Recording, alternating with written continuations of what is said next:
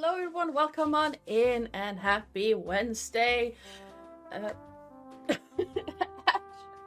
You're doing that thing again. What thing? Where you're leaning into the camera. Oh, sorry.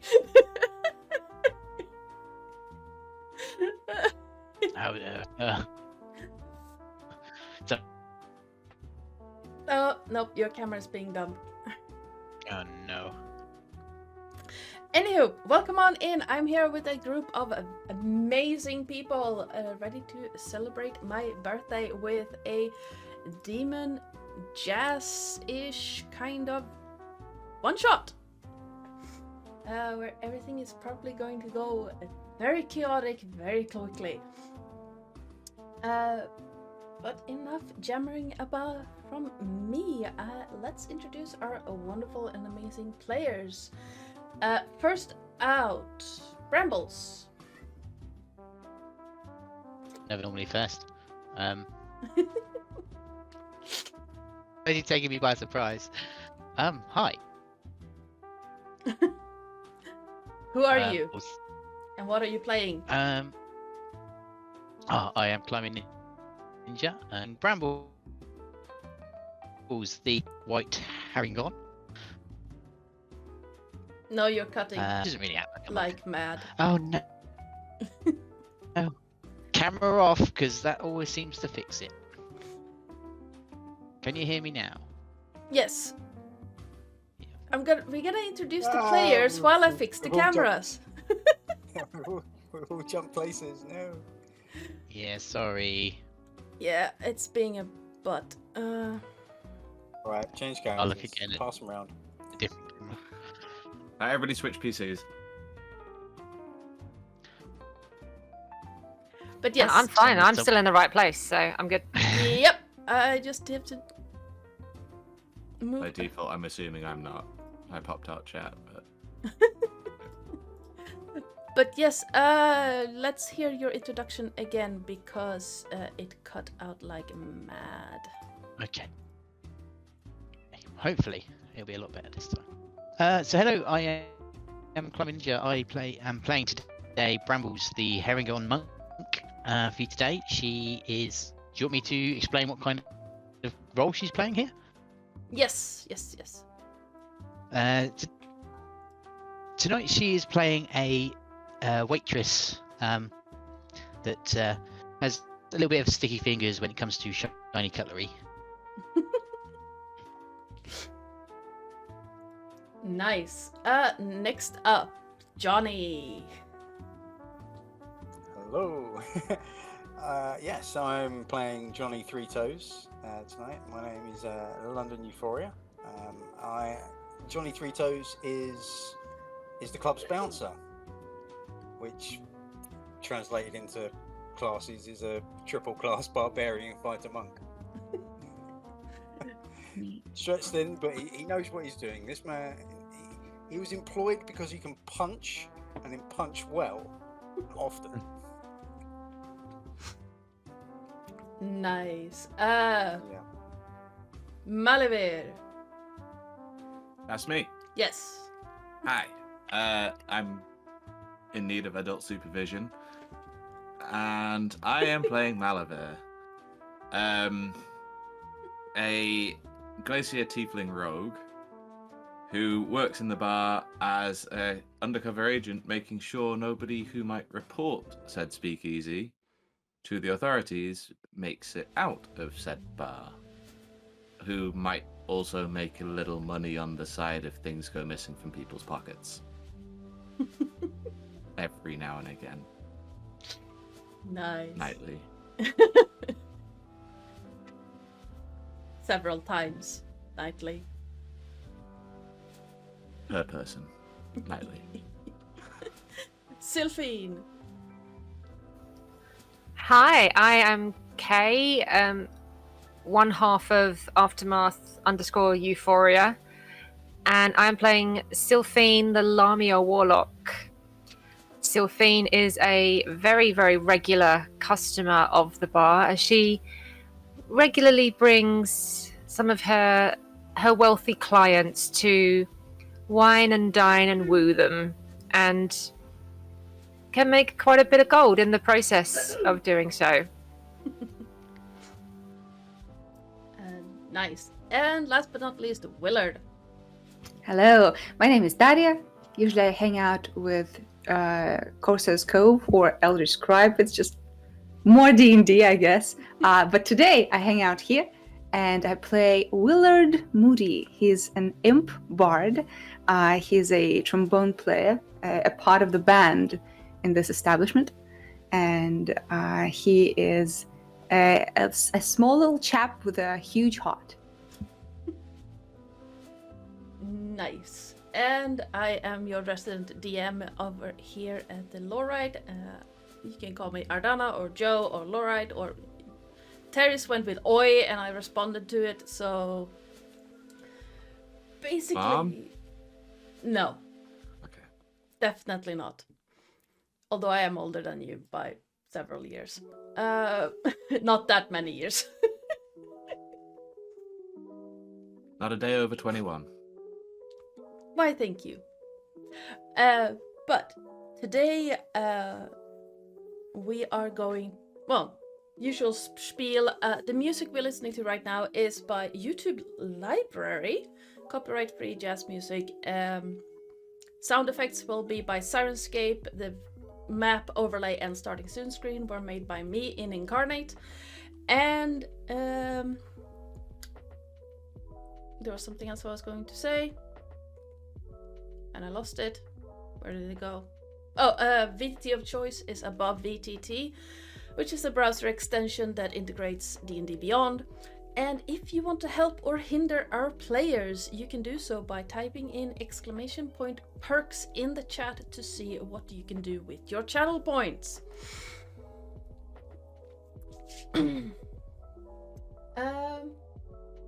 We today, thank you so much, Ham, and welcome on in. Without further ado, let's hop into the story. I hope that, no, that went badly for half a second.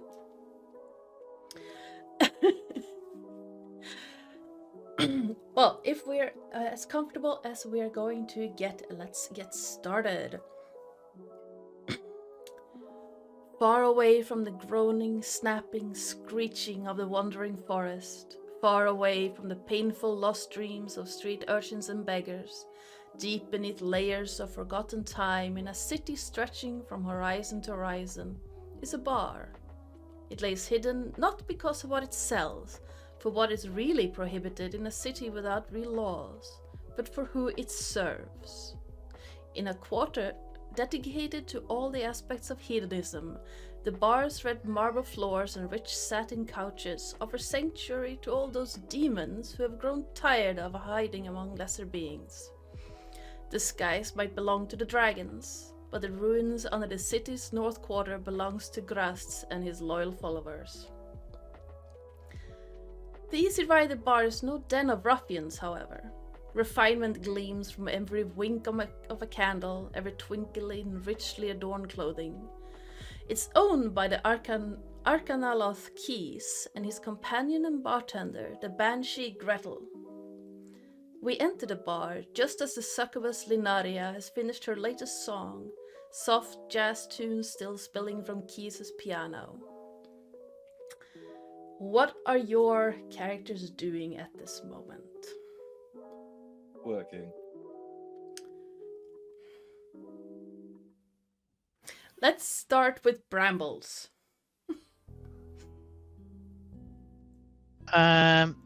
Should be flicking between the tables, making sure people have got their drinks. Those that are having food have got food. Just making sure people are having a good time. Well, on occasionally she might spot like a stray fork or spoon that she'd like to try and whip away and put in her pocket.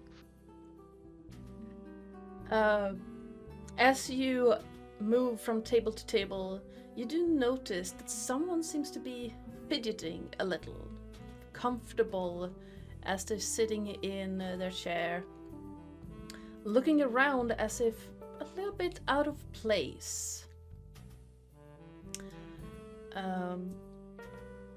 They're wearing a green hood and seems to not really want to be noticed by anyone around. As you move up to their table, they look up for a quick moment, and you spot a broken nose in a face that seemed remarkably bland. Like, there's no defining features other than the strange angle of the nose. It's a face that might be easily forgotten. They got like a bloody nose, or is it just like an old broken nose that's repaired? Old break. Okay. They seem to not want to draw attention to themselves, but by doing so, really draws attention to themselves.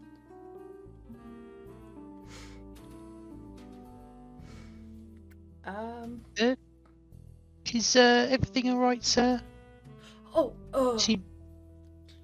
Yeah, sorry. Hi.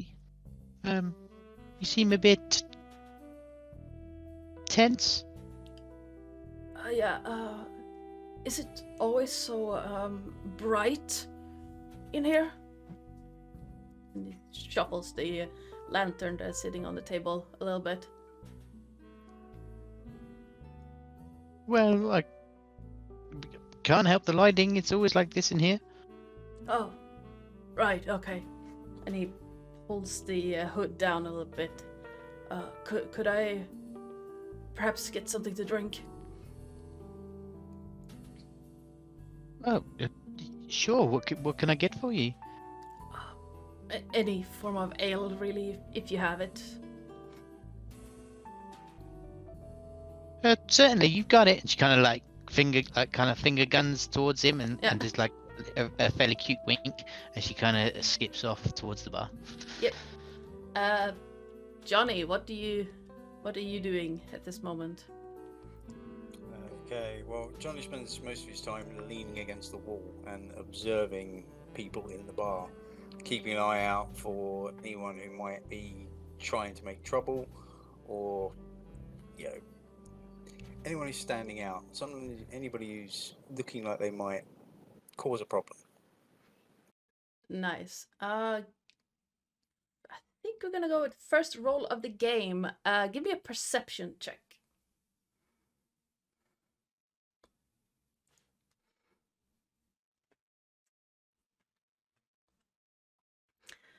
You do notice the gentleman that seems to be a bit uncomfortable over by Brambles, but it seems like she's handled it.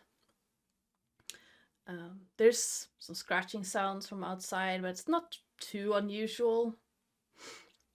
The old buildings tend to move a lot. There are several generations of new buildings on top of these ruins that the bar is located in. Are there any windows round to where I am? Because I'm presuming this is the door. I'm next to you. Yeah. Yeah. Are there any windows now? There are no any windows. Glass in the door that I could just peer through just to check outside? Yeah, there's a little, like, one of those slidey things with bars on it. So you can just slide it aside and look outside. Yeah, I'll take a quick look outside just to check for see what the scratching is and have a little look, but not too worried about it at the moment. Yep. Outside you see a dusty street, some overfilling trash cans, and a old beggar seemingly leaning against one of the trash cans. They look up at the sound of the hatch moving, and you can see a what looks like a blind dragonborn just sitting there. Just pipe up and go, yeah, move along. Sorry. Shuffle to their feet and just slump away.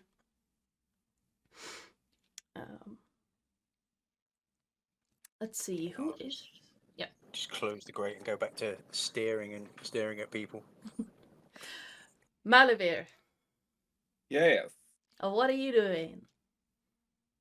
So, similarly, kind of surveying the room, Mhm. because obviously anybody who might be looking a bit shifty needs to be investigated, taken care of, looked after, disposed Yep. of. Give me a Um, yep. Ooh. Perception So- or investigation check if you want to look more closely.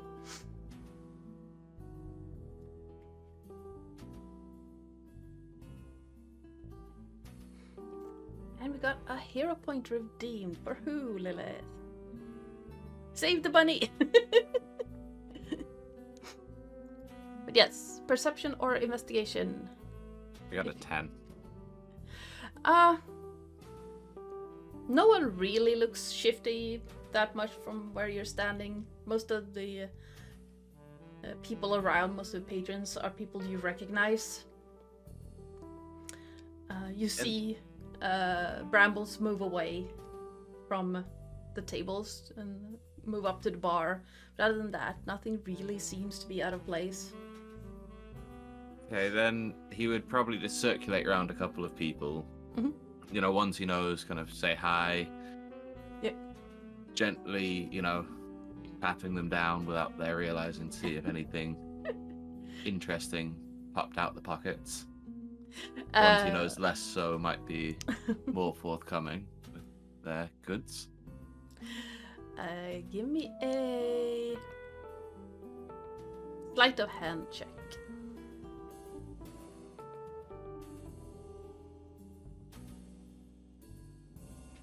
Oh, yeah, you have no problems at all going through people's pockets without them noticing. It's not even a question. It's just most people are either too drunk or too distracted by the succubus just standing on the stage talking to the Yeah, I was piano just- player. Is this something that you do regularly? Go around and check people like this? Because I would expect that if it's like your regular round, you would signal over if somebody needs a good punching or kicking. Oh, out. absolutely. I would assume we're in partnership, so you might even Yep. be getting a cut from what comes. Nice. That works. Everyone's a winner, apart from the clients, but Yeah. So as you're circling around, I'm just keeping looking over occasionally, waiting for a signal that somebody needs to be removed. it's just like, Sylphine. Can I be arriving at this point? Sure. I just placed your tokens on the Okay. map to have them there, so you are free to move your tokens as you feel like it. Okay, so I'm guessing this bar exists. It's kind of like you either have to know about it or you are invited in. Not anyone can just walk in off the streets. Yeah, no. Yep. You have to be invited by someone who is already a patron. Okay, I'm gonna come in the front door and I'm gonna take off. I've got like a little shawl or wrap made of like the finest owlbear skin Mhm. or owlbear fur. Yeah. And I know that Johnny's not like a coat attendant or anything like that, but I'm just going to like hand him my owlbear shawl, just drape it over his arm, and go, "Good evening, Johnny. I'm expecting a gentleman friend arriving soon. My dark prince has sent him to this plane just for a bit of business, and I promised I would entertain him tonight. So please do be a dear and send him over to that booth when he arrives.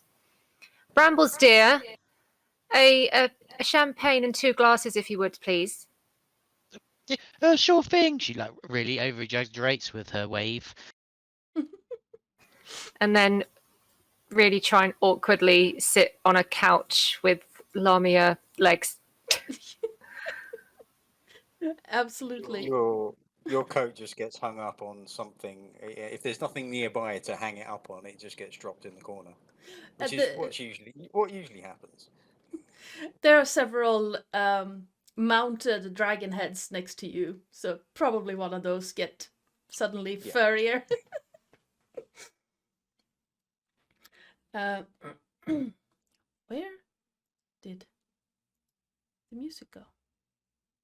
Oh, my playlist ended. Whoops. Probably helps if I just... The musician Yes. looks sus, so we ended him. Willard. Speaking of musicians, Yes. Willard would probably be part of the jazz that is happening, right? Yeah. He'd be behind Lunaria, and as they finish the song, he would flit closer to her and like kiss her hand and say, "Oh, lovely as always, my little nightingale. Ah, your voice today, exquisite, exquisite." Why, thank you. You're always such a charmer, Willard. You did quite well yourself. He like puffs his chest, like, "Oh, stop it, stop it. Would you like something to drink? A cup of java, maybe a little bit of hair of the dog?" Well, if you're keen, I would like some red wine, please. Coming right up. And he's like quite happy that today she's in a mood to give him a bit of attention. Just flits over to the bar and says, "Oh, please, a little bit of..." I forgot. What did you just ask? Oh no. The And he's so sympathetic. the redhead at the bar leans down towards you and says, "She usually wants red wine." "Yes, red wine, the best, please. Best for Oh, my lady." of course. And then she moves away, and you can clearly see that she's not walking at all. She's just floating Nice. towards a shelf filled with different bottles, takes out a crystal wine glass and fills it, or pours a dark red liquid into it, and then floats back and just hands it over. And as her hand moves closer to you, there's like this graveyard chill that follows her. Oh, so thank you very much. Put it on the tab as always. And he just flits away.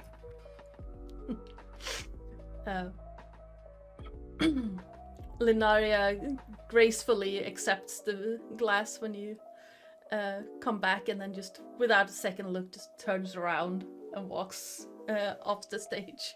He's like, "Yes, went great." Yeah, she didn't kick you off the stage. This is a win for Willard. He's like, he's not even concerned about like sus people in the room. He's like, "Yes, she did not spit in my face. Nice." What are you doing now? Oh, it just updated. Never mind. I forgot this one was there. Go away. No Christmas music, please. As the music seems to shift to a more soft song, there's my notes. The people around you, and the bar is packed. It's just that if I put that many tokens on this map, my browser's going to crash.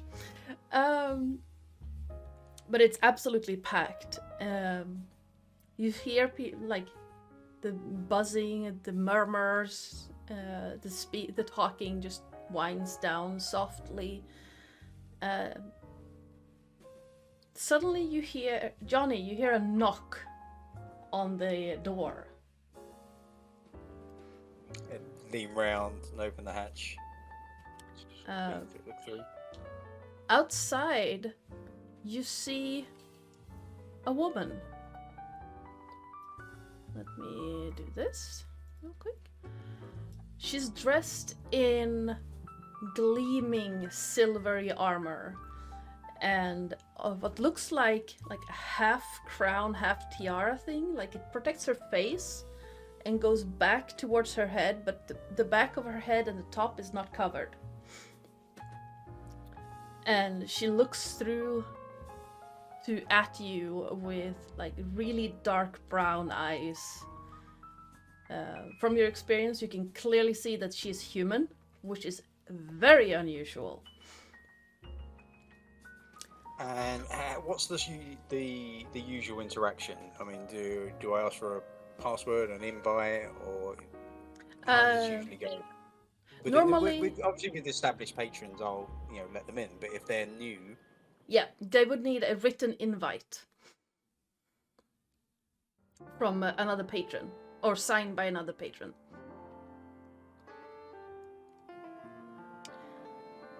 go on then. Where is it? Oh, I'm sorry. What? Your invite?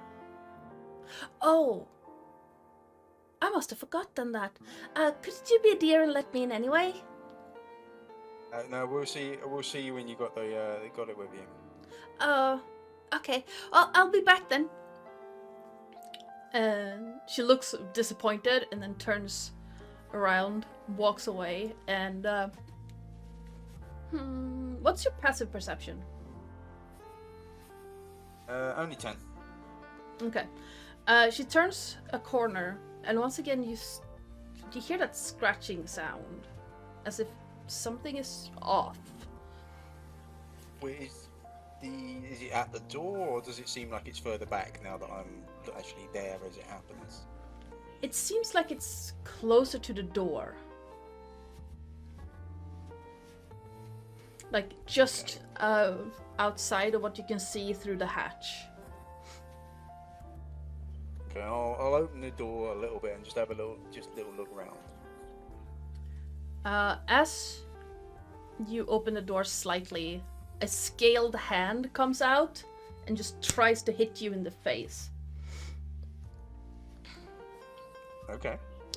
Let me see. I'm gonna get that thing started, and we're going to roll a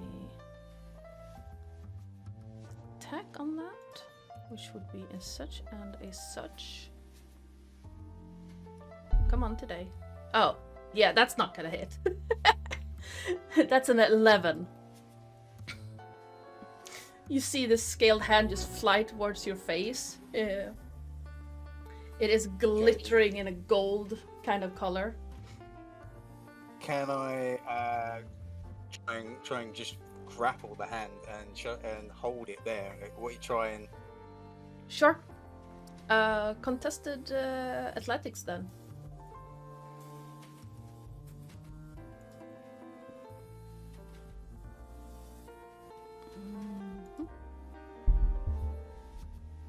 Yeah, that's not a problem at all. Because that wasn't that one. Yeah, you have no problems grabbing the hand and holding it there. And up at you looks a surprisingly small gold dragonborn with like sparkling golden eyes and a sneer on its face. And as you now have the time, you see that it's accompanied by a copper dragonborn and 2 blue ones. And from around the corner, you hear "Well, I brought my invitation!" And the human, well, she looks like a paladin. The human paladin just peeks around her head and just, "I think it's time for us to come in, don't you?" Well, no. I'm gonna, and if you, I'm gonna break your mate's wrist here with unless you disappear. One invite is all you need, but this isn't it. This isn't how it works. And I'll just go to sort of lean his wrist backwards as if I'm, and push it against the door frame. Yep. The dragonborn just applying a bit of pressure and a bit of pain to him. Yeah, the dragonborn hisses What's your passive perception, Ash or Brambles? 19. Yeah, you can see that something is going on. Okay. Brambles will just make her way back to the man, give him his drink, and also make his way over to the lady that came in, asking for champagne. And as she sort of walks past, I'm terribly sorry, I've forgotten your name already. Malavin? Malavin, as I'd say, yes. Yes. Might be some trouble. Ah. Thank And you. just she just continues walking, to serve the fine lady that came through. So how open is the door right now? Is it like wide open? I didn't push it that far, but it was enough for the hand to get around. So I'm holding the arm between the door and the door frame. Yeah. Threatening to snap it. Okay. So I mean, Malavir's gonna kind of meander over a little bit. You know, seeing an arm coming through, but obviously that doesn't look too concerning at this point. So it's gonna kind of just peek with interest for what might happen. And then kind of call there's like everything there's- okay. Yeah, there's 5 of them out here trying to get in. No invites. Ah. What are they? Gold thing and somebody in a crown. Princess and the dragons. Sounds like our type of thing. So no invite trying to get in? What do you say? Well, I told them to go away, or I'd snap this one's wrist, but they're having none of it. Oh. I mean, yeah, man of your word. You going away? Can't do that, mate. And then I lean on the arm. Try and break it. Are you How do you wanna do this? holding the door closed, or is it just... I think at this point I'll put the pressure onto his arm, so I won't be holding the door. Yeah. I'm more worried about hurting him. The door suddenly swings wide open, and an weirdly clad elf is standing next to the Dragonborn. And, well, the lady said we have an invite, so I think you should let us in. Where's your invite? Show me it. What's the rules? Well, what would it require? We do have this paper here. And he shows a paper that just says "boo" on it. As he ducks under your arm and runs into the club. Okay, I'll reach out and grab him. I've got an excessively long range, being a bugbear. Yeah. And I realise that I've got 10-foot long reach. And just grab him by the back of the collar. Sure thing. Yeah, that's another contested athletics. Let me see where. Nope, that's not it. That's not it. There it is. Let's see, and he's going to try and just break the hold. Or that's an 18 as well. So you can't really get a firm grip, but he can't slip out of it either because you're just holding on. Basically, he's running in place. Okay. I also get a free attack with every at the start of every one of my turns by someone who I'm grappling. So the first guy, I'll just lean on his arms and he takes 1d4. Sure thing. Do that one. This is a freebie.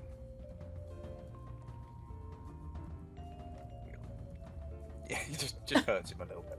Yeah. He hisses in your face, but doesn't seem to be doing anything to just pull his hand away. The first woman just goes, "Oh, this is ridiculous. Just go inside." And she shoves the bronze dragonborn towards you. I was just going to try and throw the guys out now. Just Yeah. forcibly throw them through the door and close the door. Sure. Yeah, athletics checks, see if you can throw them out, because, I mean, they're wearing armor. I'm relying heavily on this athletics check. Yes. Oh no. No. Unfortunately, you don't really have the leverage to throw them out. And as you try, the bronze dragonborn just shoves himself through the door and steps in and just looks around. Just, "Oh, I was told this was a den of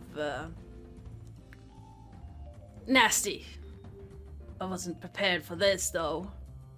Nope. Shall we- Private members club. And I'll try and any chance I get, I'll be trying to grab them and remove them from the establishment. Yeah. At the moment. At this point, the other two, the blue dragonborns, are just pushing their way through as well. And On a scale of 1 to 10, how aware are they of me right now? well, the elf is staring straight at you. The elf But warrior is looking straight at you. The bronze dragonborn hasn't really noticed you yet. And I'm gonna stab the elf in the neck. Oh, that escalated quick. Question. Can I see them from the stage? Can I try and assess? Are they a part of a gang? What kind of lads are these? Yeah. Before we stab them in the back, in the neck, maybe the big wigs or something. Sure. Go ahead. Give me a investigation or investigation. Okay, not my best, but I'll try. Oh, but I have a hero point. What is that? What does that do for me? A hero point can completely re-roll a roll. It can stabilize you if you're on death saves, or you can petition the DM for shenanigans. Okay, I love that, but I'll see how my investigation goes and Yep. see if I want to use it. I think I'm gonna use it. I want to make sure we're not messing with people we can't handle. Oh, that's even worse. They're wearing some form of insignia, but you don't really know what is going on. Yep. The Stab away. dragonborn, yeah, the dragonborn seems big. The warriors clad in armor. Yes. I mean, yeah, because at this point I can see that they're just pushing their way through. Yeah. My mate's being pushed around. I'm a rogue. Go ahead, roll attack. So no sneak attack. That's deeply upsetting. However, Actually, you do because you're flanking.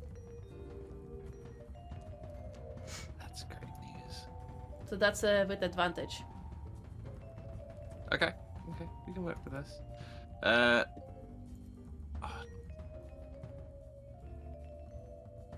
So I'm going to use my dagger of venom. Mhm.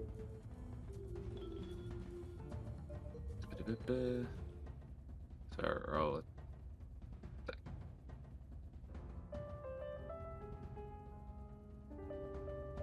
And so Roll advantage. You can roll again, see if you want to fish for a crit. Well, So close. yeah, that will hit. Okay, so I need to do sneak attack.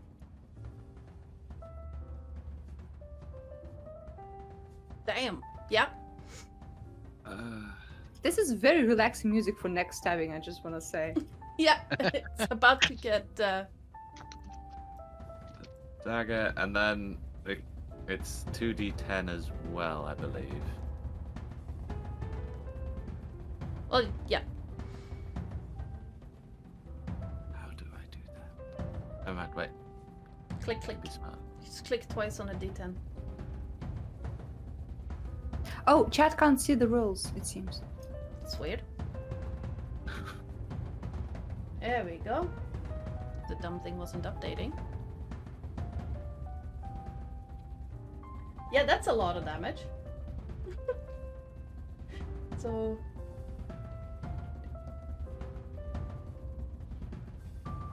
Private members? 42 points of damage in one hit. It's Yeah. a private members club for a reason. Yeah, you don't push past the doorman to a private members club and expect to be unscathed. And elves and demons and devils, we don't get along. And with that, we're rolling initiative. Why? Because you Why? it's going to fight back. I was hoping he wouldn't be able to. Yeah, no, you might have taken half of his hit points, but that's half of his hit points.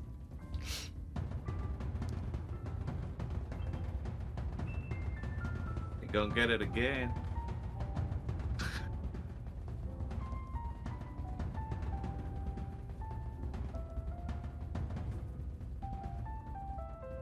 No, what's happening? Why is... There we go. And the Dragonborn are gonna go on the same turn. Because I'm not gonna mess around with that.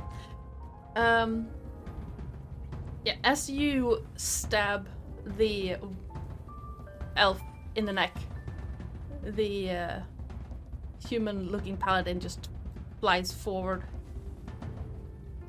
grabs your arm, Johnny, and it's going to try to push it off.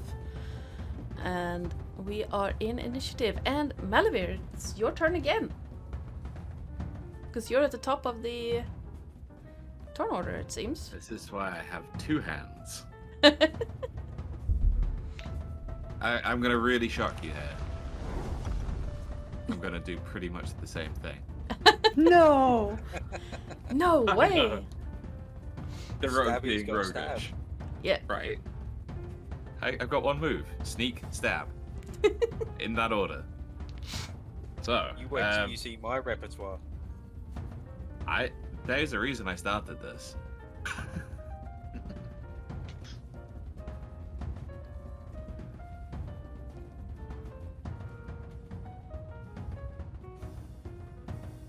Oh yeah, I've still got advantage, don't I? Yeah.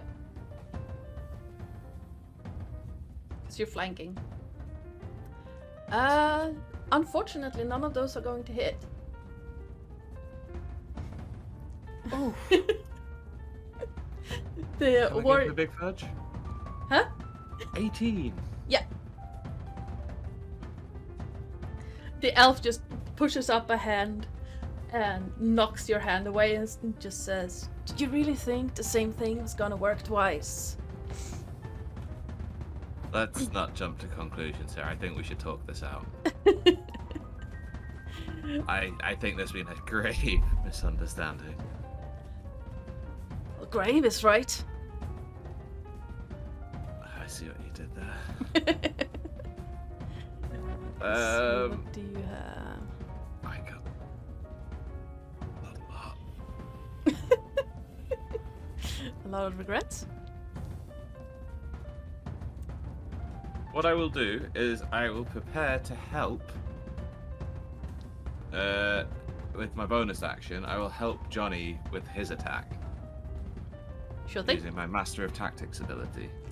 Nice. Nice. And I'm almost done with the initiatives for everyone.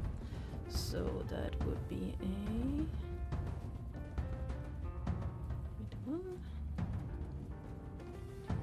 Mistake may have been made here. Where are you? Where are you? Where are you? Where are you? There you are. And I'm going to be changing that music because it's way too cheerful right now. I like the drums though. Yes. And 11. Go.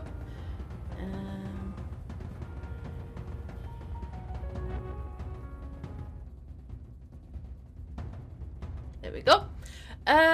So Willard.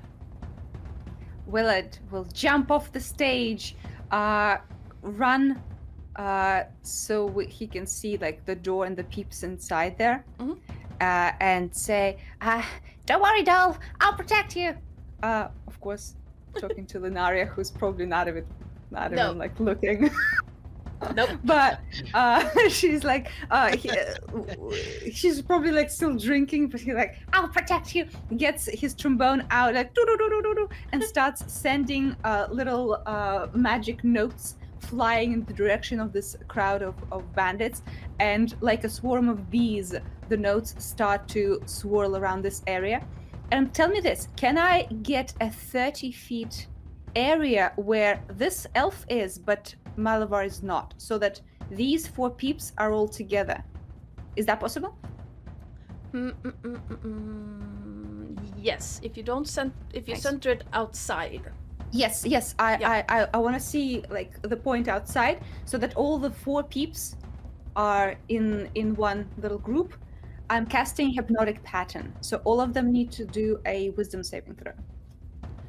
What's the what's your DC? range on it?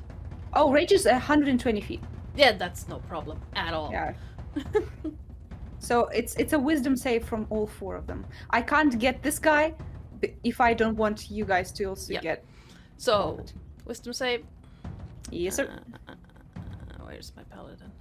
There's my paladin. Wisdom save. Nope. You said 24? No, what's the DC? DC? Yeah. 17. Okay. So that's one fail. I wish it was 24, but Yeah, I was like, nope. no, that doesn't make sense. That's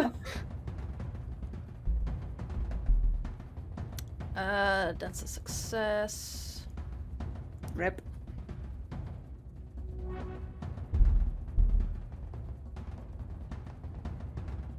That's a fail.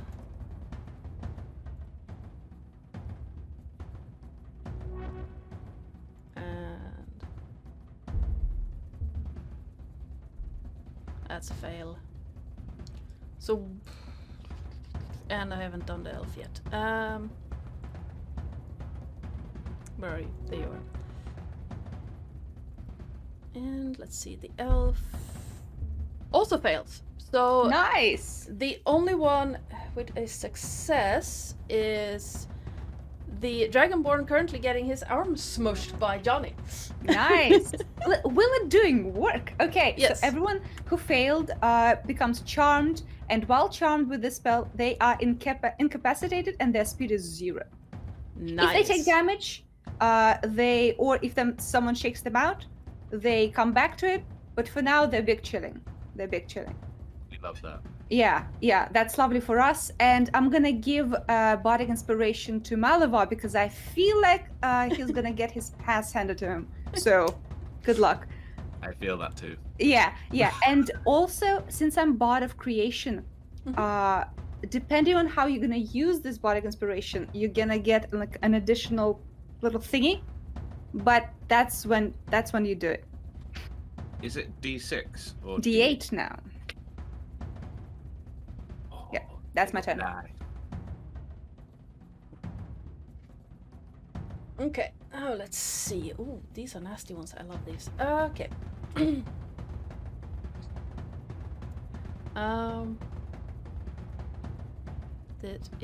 me do that and that and that. From behind the door, Malavir, you see this thing take shape out of the shadows on the street outside, and lifting a finger towards you, just points past the two companions, and what is he going to do? First of all, I'm gonna show that there's an actual person there. There we go. And we're gonna do this. And no, that's not it. Wrong one. That's I not liked this more when I wasn't being shadow fingered. What? Why did you say Why- shadow fingered? Because just a shape emerged from in shadows and fingered me. Uh huh. Uh huh. So line up nicely. I'll punch all of you when you get a turn. Okay. Oh, so- did the creature, if it's in the zone, does it also do hypnotic pattern? Yes, it has to do. Yes, sir. So let me see. Why is it? Nope, it doesn't do anything actually. It just points and then just. Nope. Nice.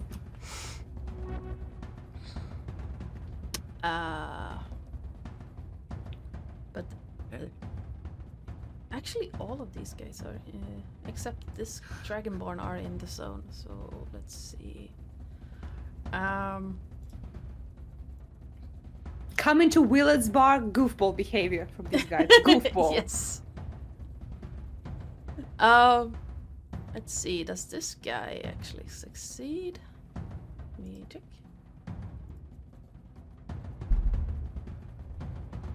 Nope. The dice are betraying me today. So what's the exact description of? Like, does it happen if they step into it, or do they have to be in it when it is cast? Oh, let's check. Let's check. You create a twisting pattern of colors, blah blah blah, inside a 30-foot cube. It's a cube, by the way. The pattern appears for a moment and vanishes. Each creature in the area who sees the pattern. So I'm guessing it's a concentration for people who are in the zone when I cast it. Okay. So if they started outside, I'm guessing it's not like always happening there. Yeah. Okay, so we're gonna do this instead, and we're gonna do a square. Nope, that's a 20-foot square. We wanted a 30-foot. No, it's 30-foot. Okay, Square not big enough. so it would be something like so. Delete. There we go. So I deleted my necromancer. Damn it. Oh, killed him! Killed him! With one spell, let's go! Guys, I think it's a necromancer. No way! How did you know? Intuition. No, she said new romancer. Okay. Oh, I heard the word romancer. That's Willard right there. It's the shadow fingering that gave it away. Yes. Oh, maybe that's my date finally turning up.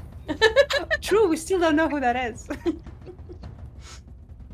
Wow, we would have got off to a great start if that was the case. Yes. Your guest is showing up and we're just beating the shit out of all of his, like, buddies. I'm gonna do this real quick. And like so. The dice hate me today. Absolutely hate me. But we love you. Yeah, so thank you.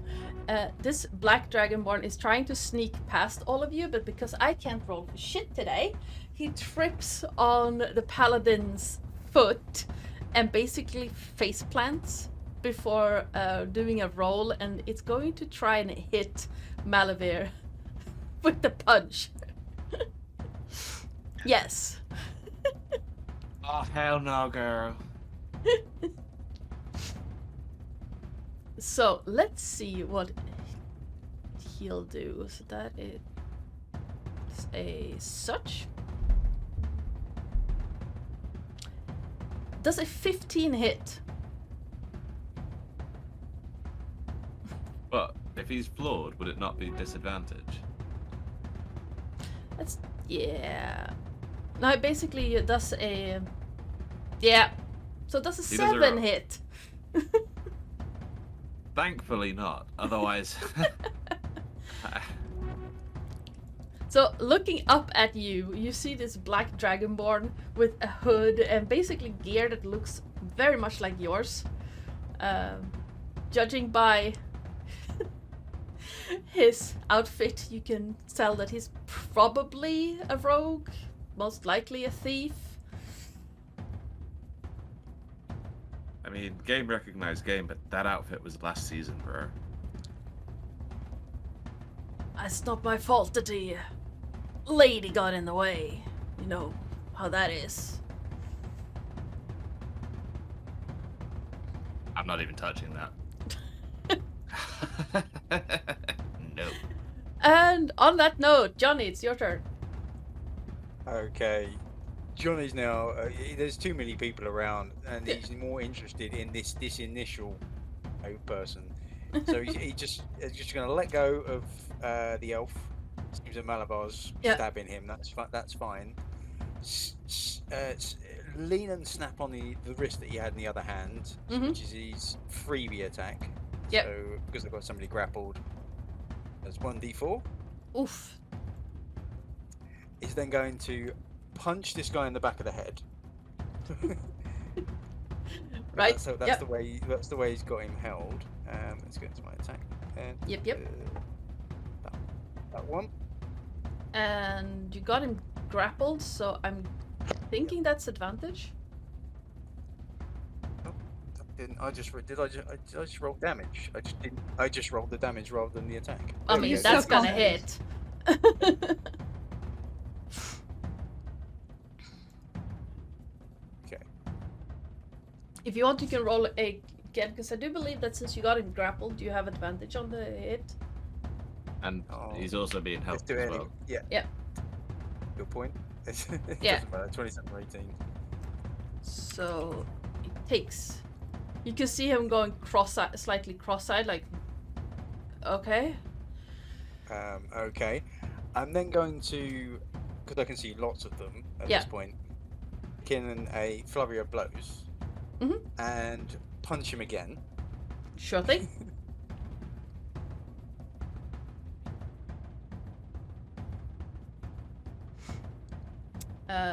You still have advantage because you haven't grappled. Do that still. It's even worse. But let me double check his. That hits. Okay. Or what have we got there? 10. And at that point, because I've got unarmed. Where is it? I'm an open hand master. Yep. I can push him away I push him away. I'm going to use the momentum of swinging the hand round to try and get him out of the door. If not, I can reposition to try, if that helps, to try and move him out. Which is a what is it? A DC 12 strength save. Sure thing. Let's do that. And that is a 21. Okay, so it doesn't get pushed away. Yeah. Okay. I will then, in which case, use the second of my attacks to shove instead, which I think that's contested athletics. The same thing as a grapple. I think. Yeah. I didn't get a good roll on that either. Oh, come on. You rolled worse. No, that's a 14, so I just rolled above. Yeah. Okay, in which case, yeah, he's struggling. This guy, then he's not, Yeah. he's not doing well. I will use the last of my flurry of bows then to just lamp him in the face again. Yep. Because that seems to work with this guy. Yeah, that's this guy you're fighting. Yeah. Yeah, that hits.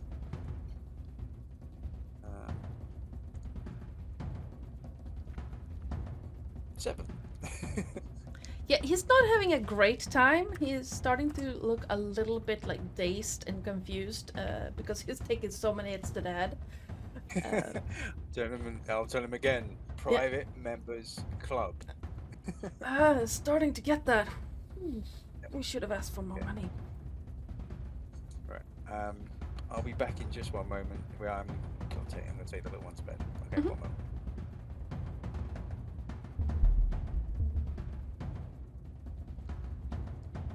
Yeah, that's me anyway. Yep. Brambles, you're up. So as commotion starts to sort of heat up more, Bramble's ears sort of twitch slightly and rotate back to hear what's going on. She just places the champagne down. There you go, my lady. I will be back momentarily. And with a spring and a step, she, and almost in one swift motion, slides a mask over her face. Just for context, it's a blank expression mask. It's completely pure white and matches her fur. So all you see is like a purple eyes, and like her demeanor, or like an aura around her, just starts to like become more menacing, and she just like from the back foot just hops and moves all the way to here. And she stares at this dragonborn that's causing a ruckus, and she's like, "You're disturbing the guests," and she's just going to try to hit him. Yep. Oops, that was the attack. That's not what we meant to do.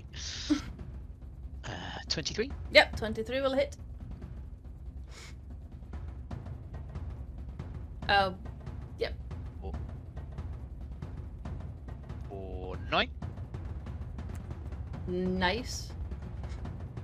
I think I can attack twice. I'm level 9. Yeah, of course I can. Yeah. So, okay. Can I use my hero point for that? Reroll? Do you have a hero point? I think so.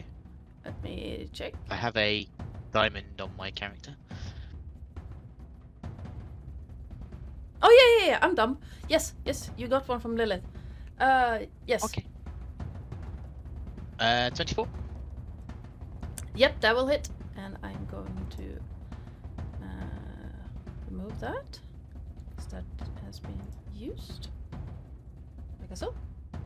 And for this one, I'm going to spend a key point to do Hands of Harm. So that is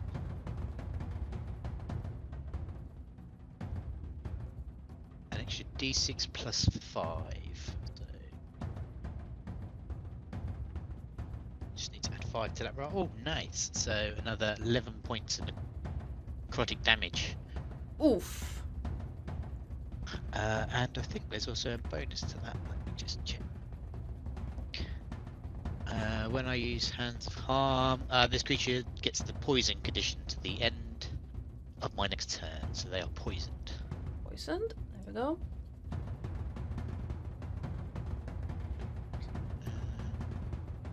Awesome. And bonus action.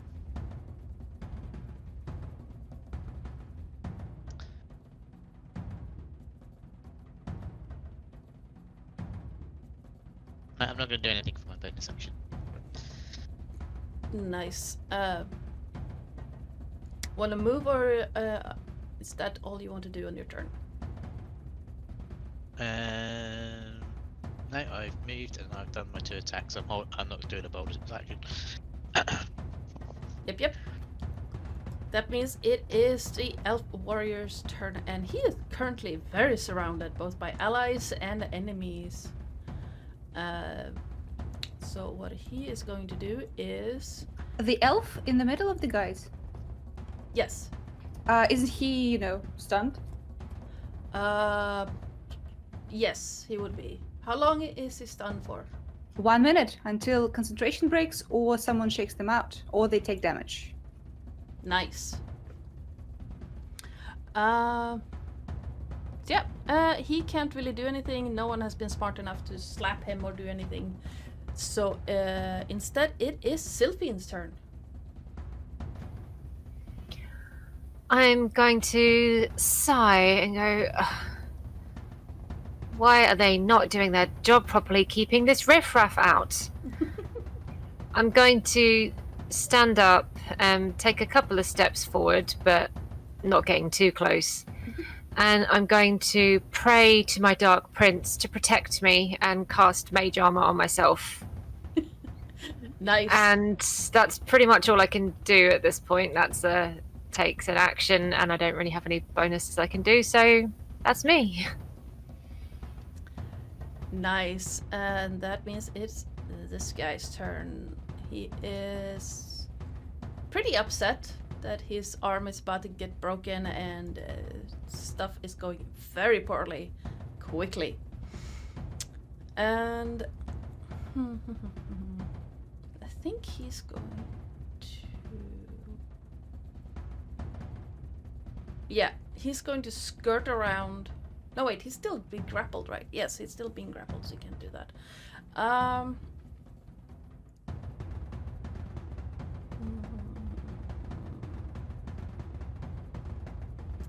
He is going to draw his longsword in his offhand, because Johnny is grabbing his dominant hand, so he's grabbing his longsword in his offhand. And he's going to try and swing at you with disadvantage because he's still being grappled.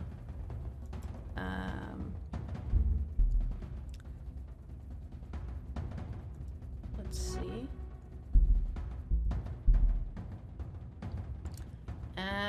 24. Cool. Yeah. That does it.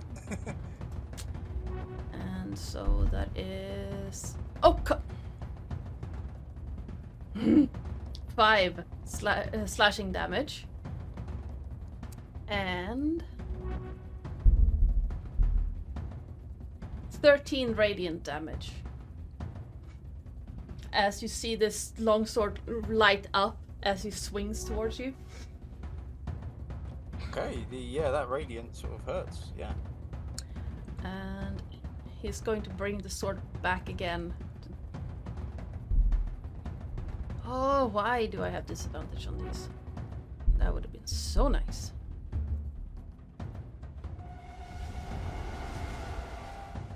And that's a nat 1. So that's not gonna hit. Also, guys, do we know? Are we noticing that they're bringing radiant damage to our devil establishment? Yes. That's sus. Yes, you would absolutely notice that. That the sword lit up like a torch. Yeah. I'm not a scientist, but that seems sus. Yeah, it's a batch of do-gooders here. Damn it. I'm into shady shit, Let's but kill 'em. that's out of order. Yeah, that was uncalled for. That's it, Malavir. You're up. I'm gonna surprise you. I'm gonna stab him. Which one of them? You have 3 on you right now. Yes. How noticeable is it that they're kind of all charmed and stuff? Well, the elf has not moved to hit you at all. It's just standing there, like, looking off into the distance. The 2 dragonborn they're standing next to you, they're looking... Well, the black dragonborn is looking straight at you. The bronze one... the bronze one is looking between you and Johnny. Because he's standing in between the 2 of you. Okay. Who would I get sneak attack? Like, who would I have advantage with? Because that would also play into the equation. The bronze one. You would know that because you can see Johnny across from you can tell that his attention is divided. Well, actually, it's divided between Johnny, Brambles, and you.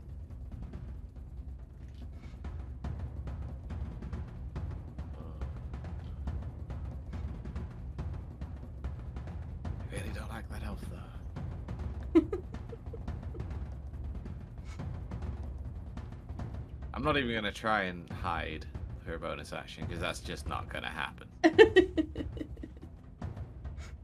Okay, screw it. Pick them off one at a time. Bronze boy at the front with advantage. Yep. Gonna stab him in the neck with a venom dagger. You can certainly try. Your faith in me is astounding. With emphasis on try. That's gonna hit. But you can roll again if you want. Yeah, no, 24 will hit. Yeah. First up. Yep.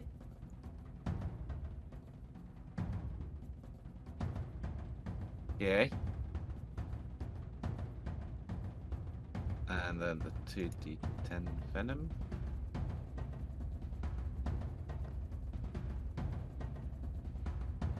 Ooh, that is a massive amount of damage you just did to this poor bronze dragonborn. And you can see him just staggering because he's already poisoned. And with it being light weapons, do I get an offhand attack Yes. as well? I stab him in his other neck. He has more necks. But you don't get to add your, unless you have 2-weapon fighting as a feat, you don't get to add your modifier. Okay, so it's just roll d20. Yeah. Alright. Just don't think I did enough damage that first time. So.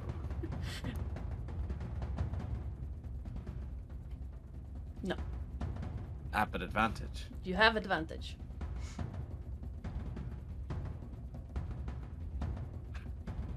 No. Nice. You also have inspiration if you want to use it, yeah? Ah. But it's a D8. You might just, I also have actual inspiration as well from the Yeah. head boss. Another 13, let's go. Yeah, sure. Three in a row is 39, right? 3 in a row, I'm gonna ask you to reload the page because then D&D Beyond broke. Wait, so what hit the first time? 21 is the minimum we know that I could get to 21. It's the Dragonborn. Oh, scaly. Screw it. We're gonna get inspired. We're doing it.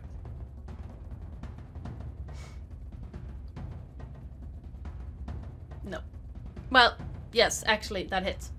Oh! Nice, nice. Okay. I was thinking about another one. But yes, No, I'm not going after the elf. no. I learnt my lesson. Yeah, your stabbings have really done a number on this poor guy. He is bleeding profusely. You might even say that he is bloodied. Oh no. Okay. Something happens when you use the inspiration. So this glowing musical note that is floating around you, when you empower your attack, it will do something. Because you used it on an attack, this guy, the bronze boy, and each creature of my choice within 5 feet of it, which is who is not charmed by me, but also in 5 feet of the bronze boy. The gold one. Gold one. Okay, so him and bronze boy need to do a con saving throw now. Okay then. Con Is the save. black one? Oh, is the black one too? No, he's on the other side of the elf. Yeah. What's the DC? 17? Gold one fails. And bronze one just makes it. Okay, that's fine. So the golden boy takes, what was it, 5 thunder damage. Ow. Yep. Nice. They take damage equal to what you rolled on the d8. Ah, nice. Mm-hmm. Oh. Does I it, never like, played explode, or does it? Is it a pierce? It's like ringing in their ears, yeah, like the note just bam, comes out. I never played Creation Bard, but this is fun. Oh yeah. Anything else you want to do on your turn, Malavator? Well, seeing as it went so swimmingly last time, I will offer my aid and assistance in the form of help to my boy Johnny. Nice. Always needing help at this point. There's too Yep. many of them. There's a lot. Yeah. Malavator, give me a perception check. So, wait, I can do perception.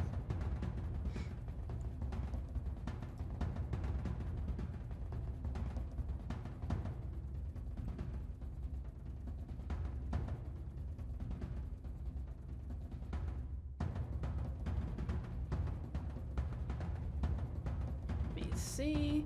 Yeah, over the sounds of groaning people taking massive amounts of damage, you hear a soft crying. Like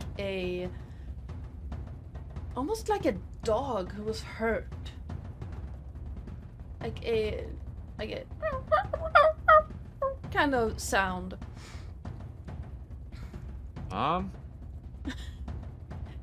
And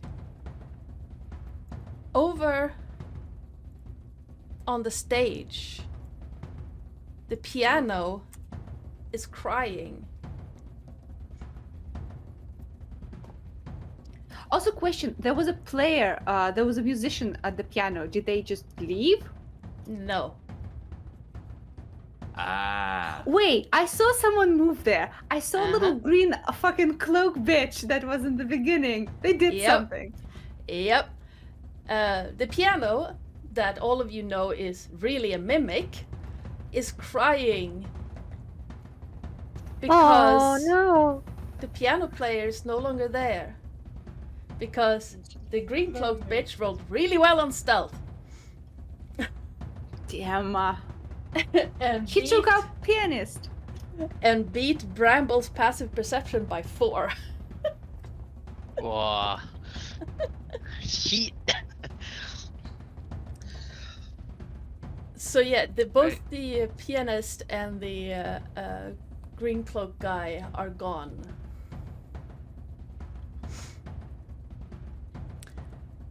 Oh fuck. And you Um, can hear the piano crying because it really misses its pianist. Aw.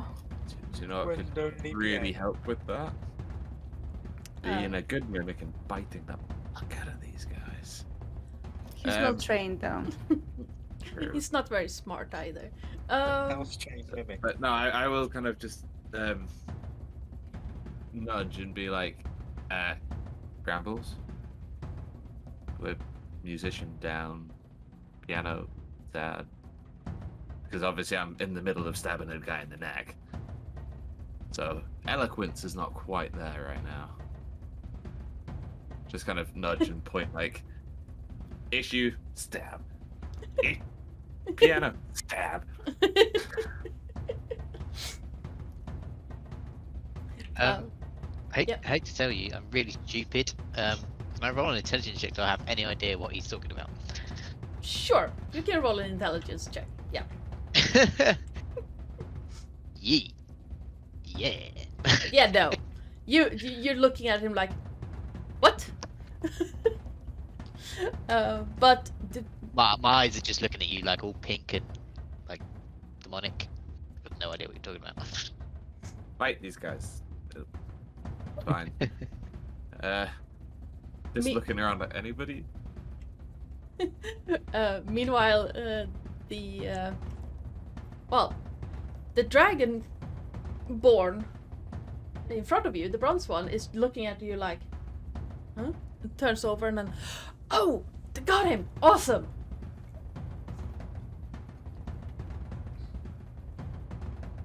And then, these two are still stunned, so any escape attempt is going to be awkward. Like, Oh, we need them for questioning. Because the door is currently blocked by a armor-clad paladin, a armor-clad fighter, and both of them are just standing there staring off into the distance.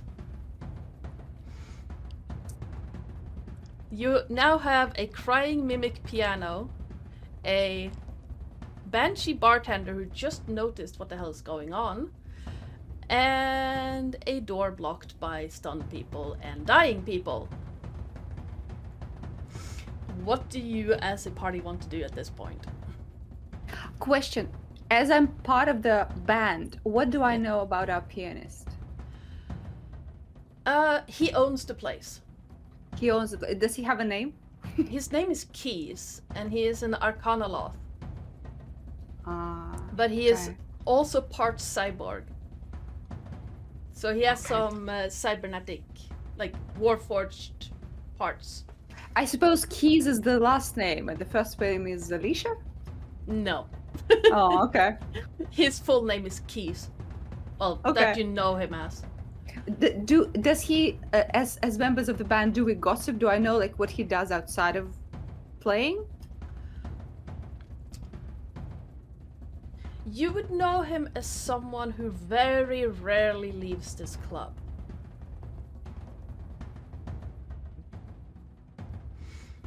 He is always here. Every night it's open, and it's open every night.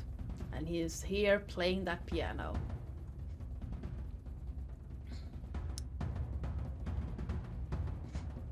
I'm guessing we should have rolled better on perception on our first turns. Yes, very much. Willard will look over the club and say, "They've taken the bus. We need to apprehend these guys and show them what's what, and ask them where they took them." As you shout out, they took the boss. I'm going to turn around to this guy who I've still got hold of and go, "Where is he?" and just punch him straight across the jaw. Nice. I don't know. Wrong answer. And I'll punch him again. You can keep doing that. I still don't know that was the plan of that guy. And he just points outside. You still see a very confused, very looking off into the distance, black-clad human person standing with his hand up like this. Up here, that guy. That guy. And then I'm going to keep punching this Dragonborn until it passes out. Nice. It doesn't take too long. You manage to hit him straight in the temple, and he just sags down the ground. A minute passes as you do that, and the stunned people wake up. And let me remove that. There we go. Looking around, this shout goes out that we got him, run! Can I hear where that's coming from? The bronze guy and the paladin woman is just calling out back towards the alley where the two stunned dragonborns are, the two blue ones. And Oh, sorry. I thought it was the guy in green that was shouting that. No, guy in green is gone. Okay. But where? He couldn't have left through this door. No. Right. So he could still be inside. That is possible, yes. Can I try and listen out for him using my ears as my perception Sure. rather than my sight? Because I consider that he is invisible.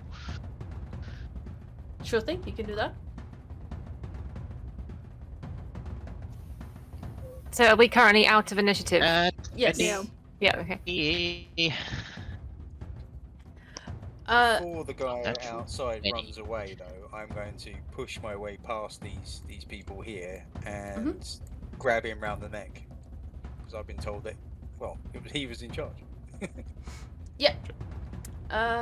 Give me a strength check to push past the crowd of people.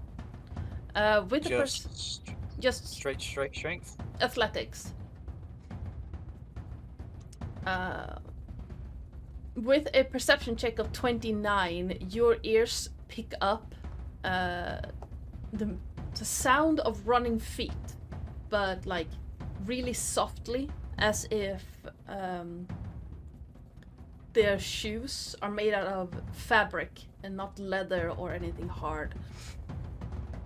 There's also a sound of dragging, as if something is being dragged. Athletics check of 20, you have no problems pushing past them. They're still a bit dazed from being charmed and stunned. And the guy in charge doesn't really put up too much of a fight. Sylphine, what do you want to do?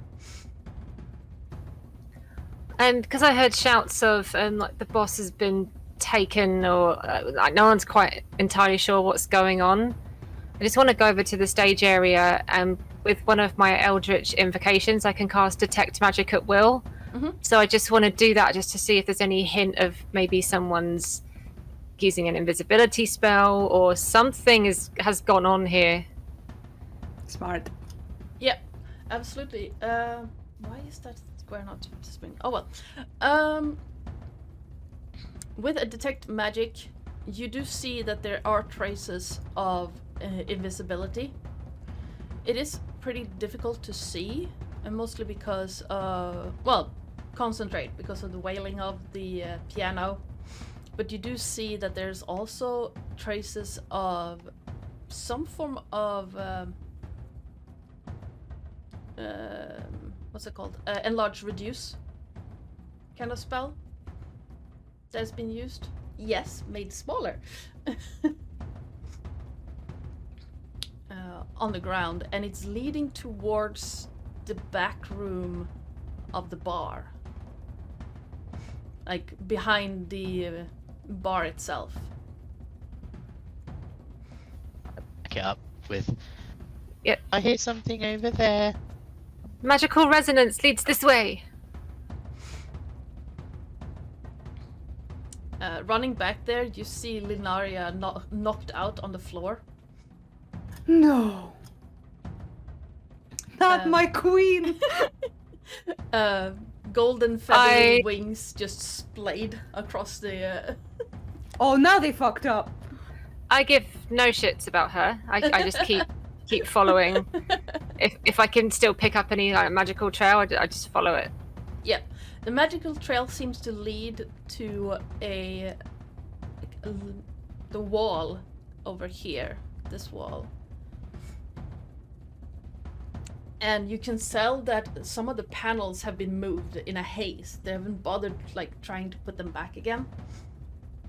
And you can tell that the invisibility trail seems to lead towards that opening. It is big enough for a rather small person if they like crouch down and squeeze to get through. But it would be a strong person can make the hole bigger with no problem. Willard, Brambles, it looks like someone's gone this way. I am far too curvy to fit through. My hips just simply won't make it, but perhaps one of you could investigate?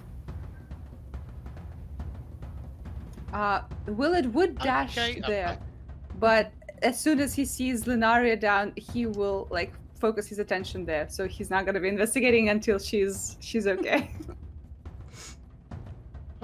I can go up. I mean, I'm only small. I'm like a 2 foot high rabbit, so I'm like really small. Yeah. Can I squeeze through, or have I got to make some kind of? No, you have no problems squeezing through. It is a very dark room behind it. You see a small, like, crawl space that seems to be leading out into the street. You can see lights out from outside, peeking in. It leads outside. Can I? Is it what's the weather? Is it like raining or? It's overcast, but still a bright day.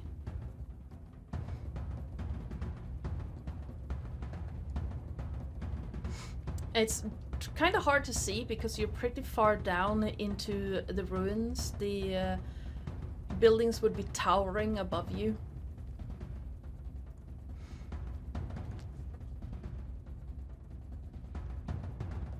I assume I can't hear anything. They've left the building. No, not unless you go outside. You can't really hear anything. No. Everyone, Okay. please make me a con save. Oh.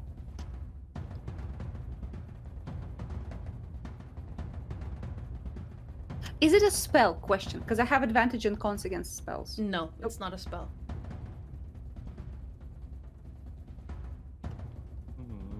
That was my best save. I should be able to do better than that. Oof. Willard is way too concerned about Daria. He's just spraying some wine on her face, like fanning her, like, come on, come on. I have no excuse. There we go. All of you will lose 1 of your max hit point. The max. Yes. I kind of want to use my inspiration now. Can't actually alter the max. Should we just do it as you can't do -1 in 10. How do you alter your max? Let me check. Oh, there's an override. Don't worry. Yeah, there's a max HP modifier. I've just done that as -1. Yep.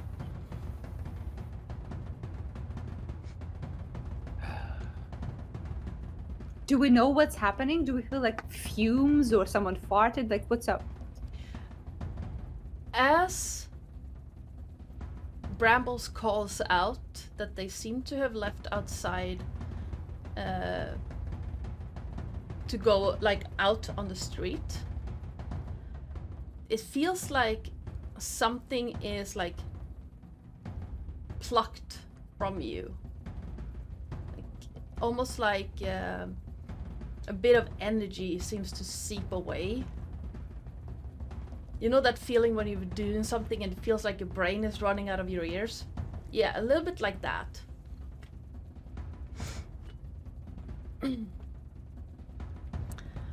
Have I done enough very panicked like attention to the Daria to wake her up? Yeah, you can see that she got a nasty blow to her head. Her golden blonde hair is stained in red. No, no, not the beautiful hair.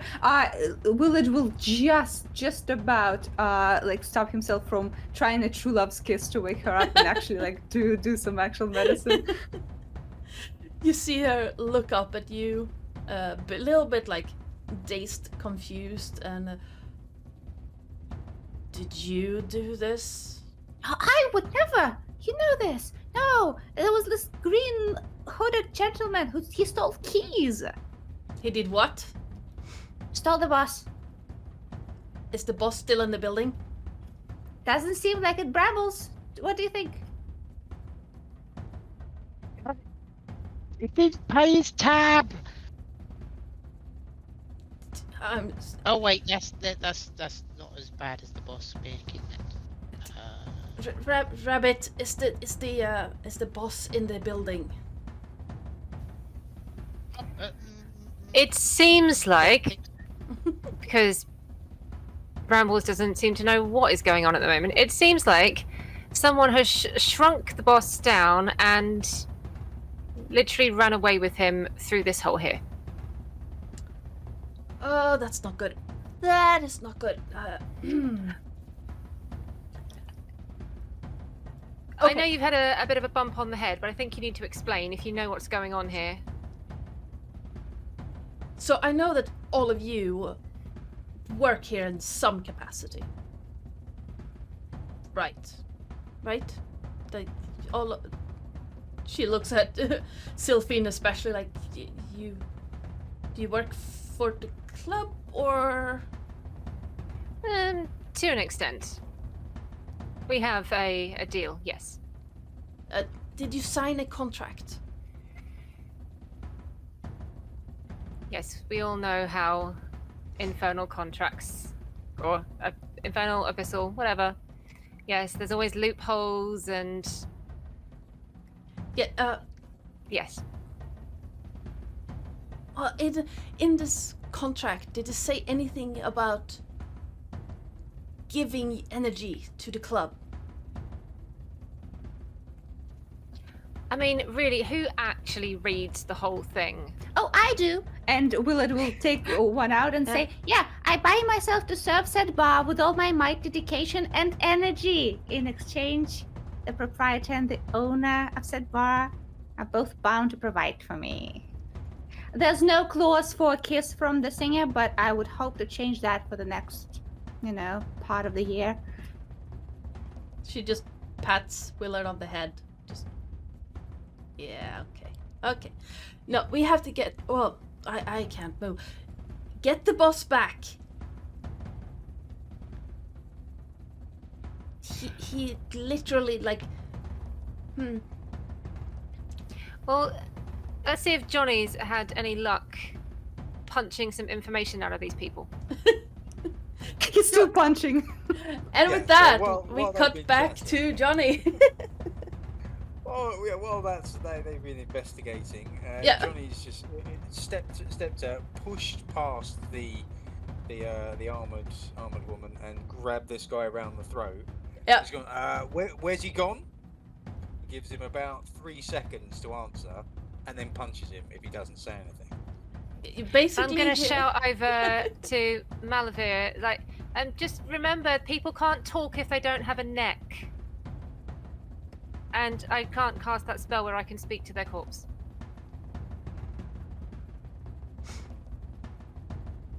You're muted. I knew that.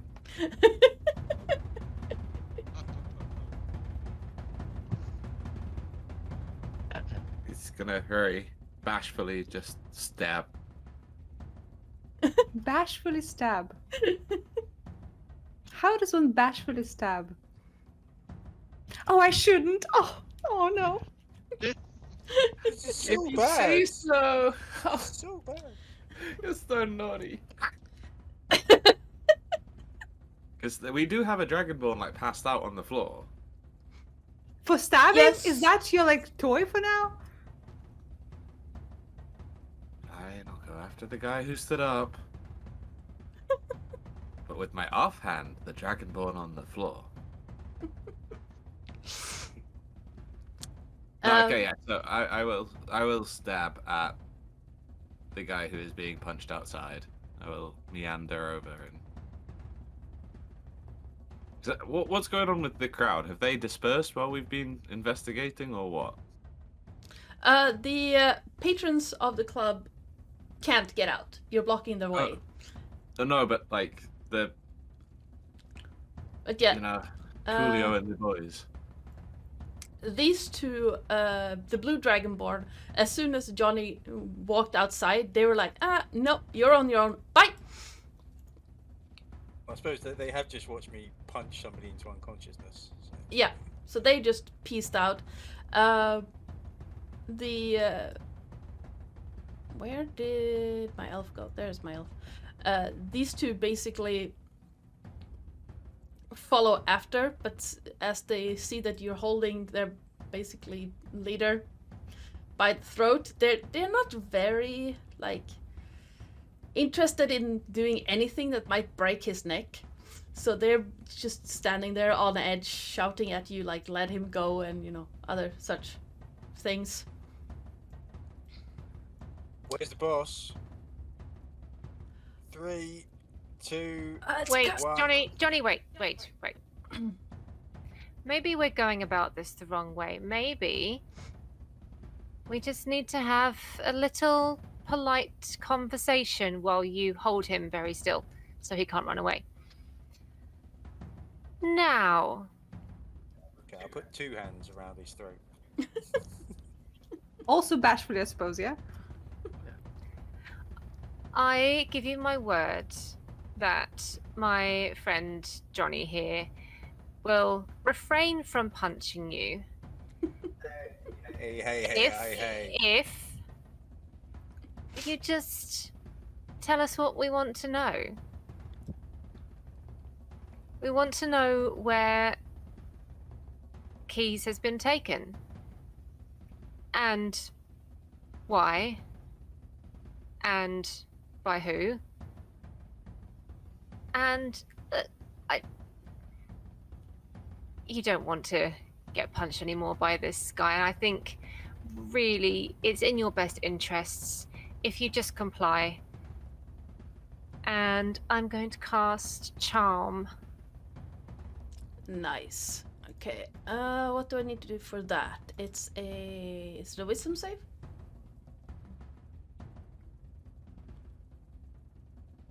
I can never remember which one is wisdom and which one is charisma. How do I share the information for it? Just click on your spells. You can see charm person. You click on the name of it, and then you just can just read it out loud, or I can just charm person. Is there a way to share it into chat? Not that I know of. Oh, that's a shame. Okay, you attempt to charm a humanoid you can see within range. It must make a wisdom saving throw. Yep. And does so with advantage if you or your companions are fighting it, which I tried to put a stop to. If it fails, it is charmed by you until the spell ends or until you or your companions do anything harmful to it. The charmed creature regards you as a friendly acquaintance. We are in a quarter, like an area of hedonism and decadence, but this is ridiculous. I rolled a 9 and a 10. Nice. So 10. You now have... And my spell save DC is 16. So yeah. So no, he's charmed by you.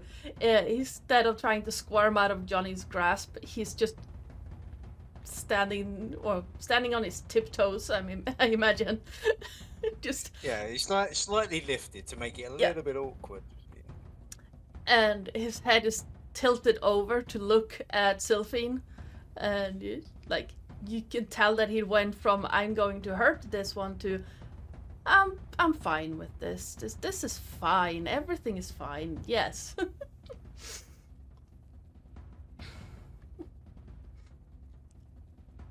Oh, we were told to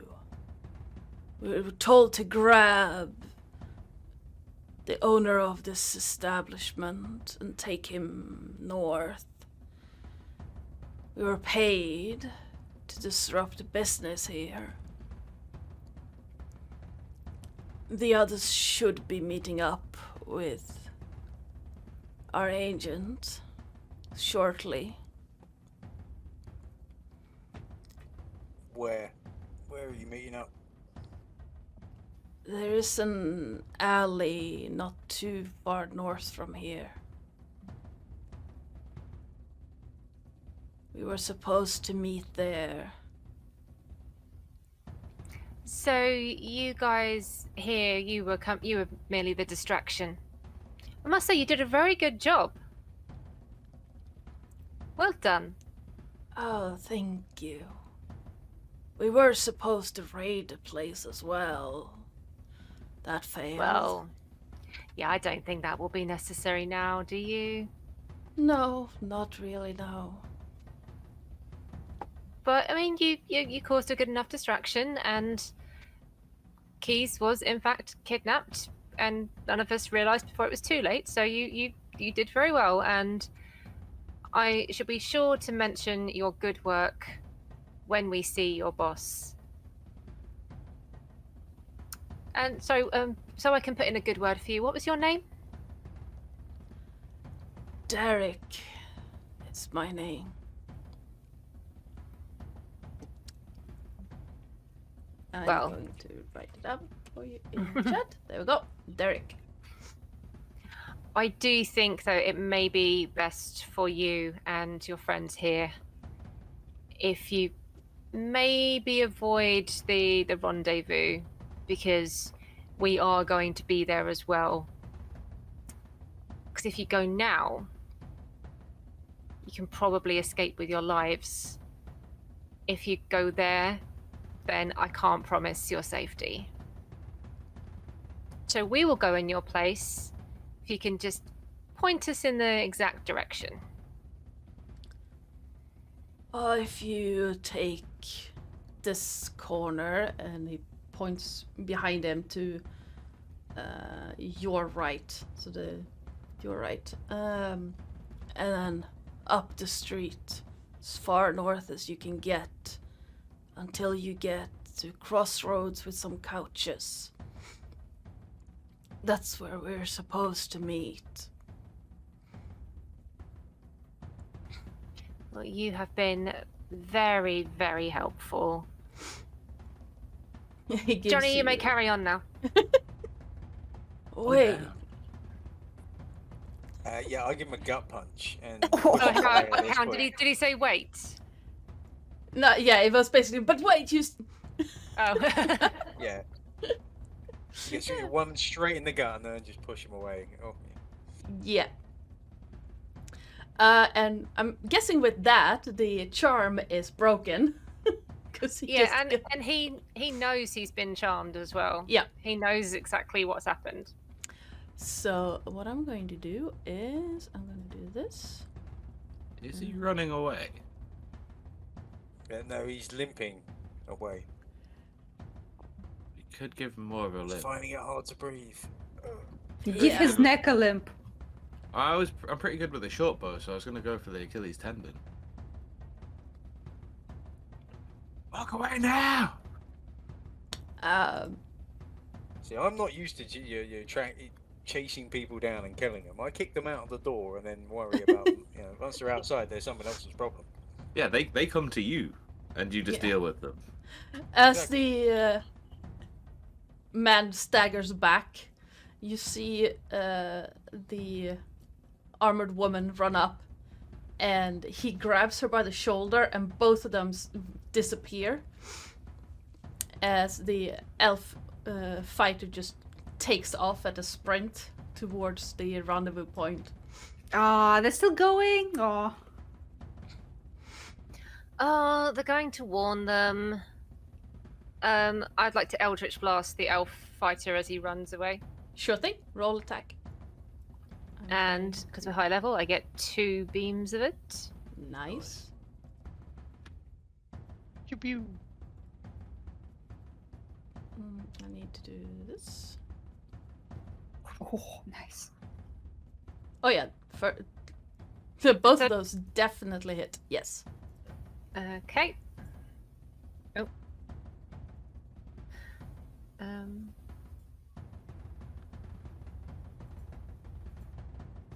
How do I do the damage? Should be next to her. Yeah, it should be right next to it. Yeah, and then it's bringing up the information for the spell rather than actually. If you click on the number, there should be a number next to it with the modifier or something like that. There we go. Oh. Yeah, roll each one into. Yeah, there we go. Good damage. Nice. Boom. Pew pew. Yeah, The ratifications. you see him stagger, nearly fall over, and he seems like badly hurt. He's staggering away, but he keeps running. Let me see.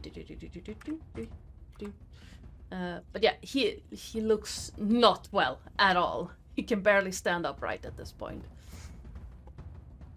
So, the other 2 disappeared, you said? Yes. He basically grabbed the woman, and then this swirling mass appeared, and they just. Probably Okay. dimension though. Yeah, okay.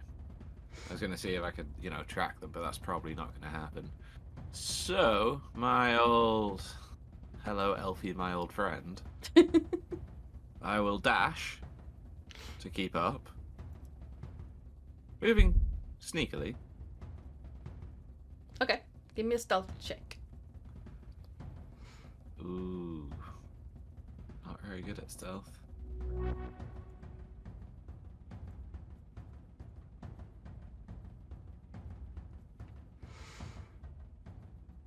No, unfortunately, you dashing makes a lot of noise. That makes sense. I'm still gonna stab him in the neck. The fighter? Yep, I'm guessing. Oh. Oh yeah, the only one who's, you know, of the three of them who is still in sight. How? Unless I lower my chances of hitting, but like just stop him getting away and just cut his leg. I mean, you No. can do non-lethal damage if you want. You're a thief. Steal his Yeah. leg.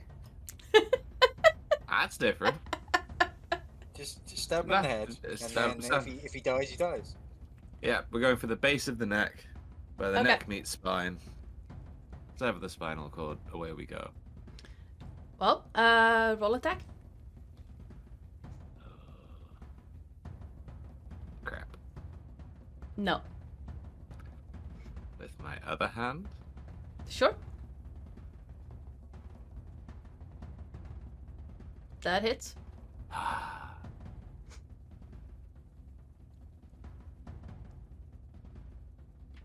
So, as you stab him in the neck, literally, you hear a crunch. And then he just drops at your feet. Nice. And I loot the corpse. Sure. Give me I accidentally trip and just happen to fall over with the momentum of the stab. And now you steal the leg. I see. give me an investigation check. Oof. I'm gonna just pop my head back in the door and shout, Willard and Brambles, we know where to find the boss. We need to get there quickly. Willard will turn to Lunari and say, I will be back shortly, my love. I'll get the boss back and then we'll celebrate, won't we? Oh, there will be a celebration. Okay. And He definitely has an idea of what that means, which certainly is not what she meant, but he's like, okay, nice. And he's like, tick, tick, tick, tick, goes over and says, I'm ready. As you investigate this fallen elf fighter's corpse, you do find that there's something odd with his armor. Bibs. It is surprisingly light, but very, very tough. I've just killed him. I've looted him. I'm going to strip him down of his armor. Sure thing. Give me a history check. What kind of strip search is this? Just to see if you know Hey, what look. kind of armor it is. Ah, You take him up to a room. All right, don't do that in the street. it's okay. There's lots of alleys. So we're free to kill people in the streets, but looting and taking them the clothes off, that's too much. I mean, yeah, got to think of the children. You're not Sure. entirely sure, but you can tell it's very, very, very nice armor. It's probably extremely expensive, but you have no idea what it's made of. It's not steel. And it's light armor. It is light to lift. It- Where would it land in the Let me overall? double check that, because I definitely know that. Seems like we got a good spread in the group, so somebody will be able to get away with this. Oh, by the way, I have identify if you need it for the armor you're just taking off people. Shiny. Shiny. So it falls under. Open up, damn it. Never heard of that armor class. It's a medium. Medium. Yes. I even wear medium. I think you can. You're a rogue. Yeah. I'm just stuck with light at the moment. Yeah, okay. Yeah. I will. I will start donning his still warm armor. Yeah, it's scale mail, Oh, sick. and Try it to is fit into the Dragon Ball. extremely light to wear. Like, it's not nearly as heavy as any other scale mail you've ever worn before, but Okay. it's very tough. Okay. So, So, 80 man. Jarls would know that it is adamantine armor, Nice. but yeah, Malavir doesn't. So it's adamantine scale. Yeah. Woo. That was the most sad woo I've ever heard. Woo. No, that was good. That was good.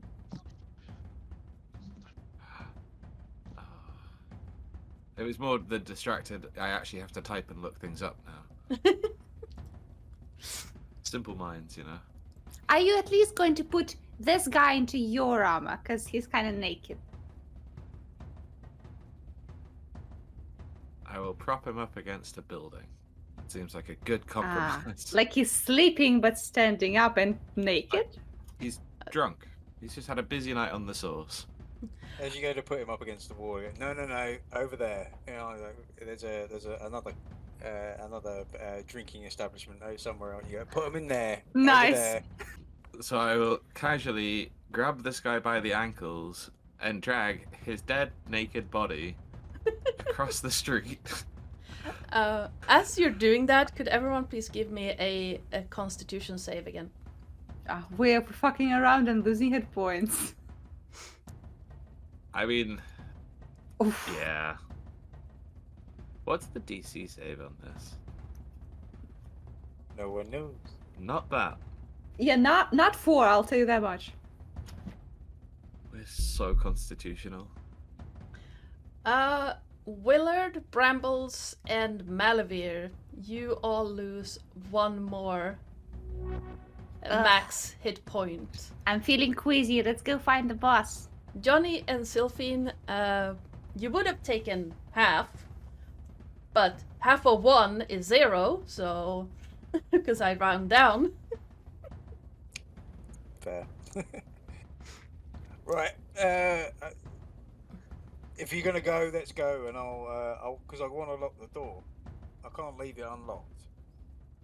But there's still people. Yeah, but otherwise I'll have to stay here. Okay.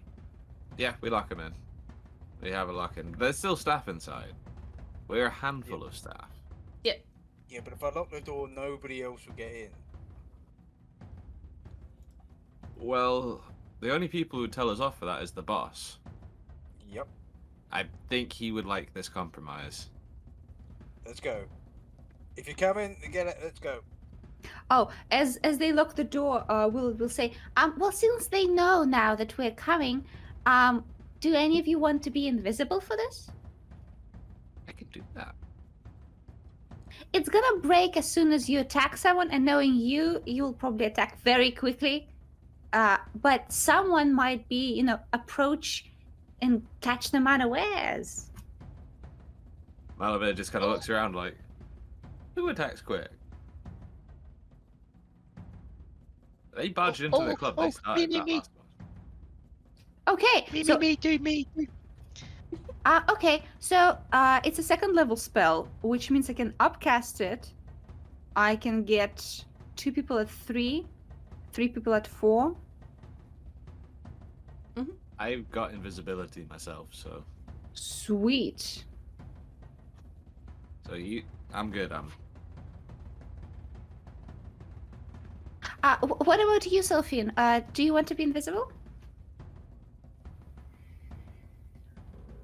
I am not exactly the best in a close combat situation, so yeah, it might be beneficial for me, yes. Alrighty. Well, I want them to see me. Okay. So I'm gonna make myself, Sylphine, and Brambles invisible. And Johnny fucking comes in there all alone like a badass. Hell yeah. I said, where's your invite? Well, Actually, I don't want to get lost, so Johnny, can you hold my hand? Aw. Hold your hand. Please. Well, look, I don't usually do this because I find it a bit embarrassing at times. But if we're going to be invisible, you can technically ride me. Once in a lifetime Amazing. opportunity. I can't say no to that. Where are you?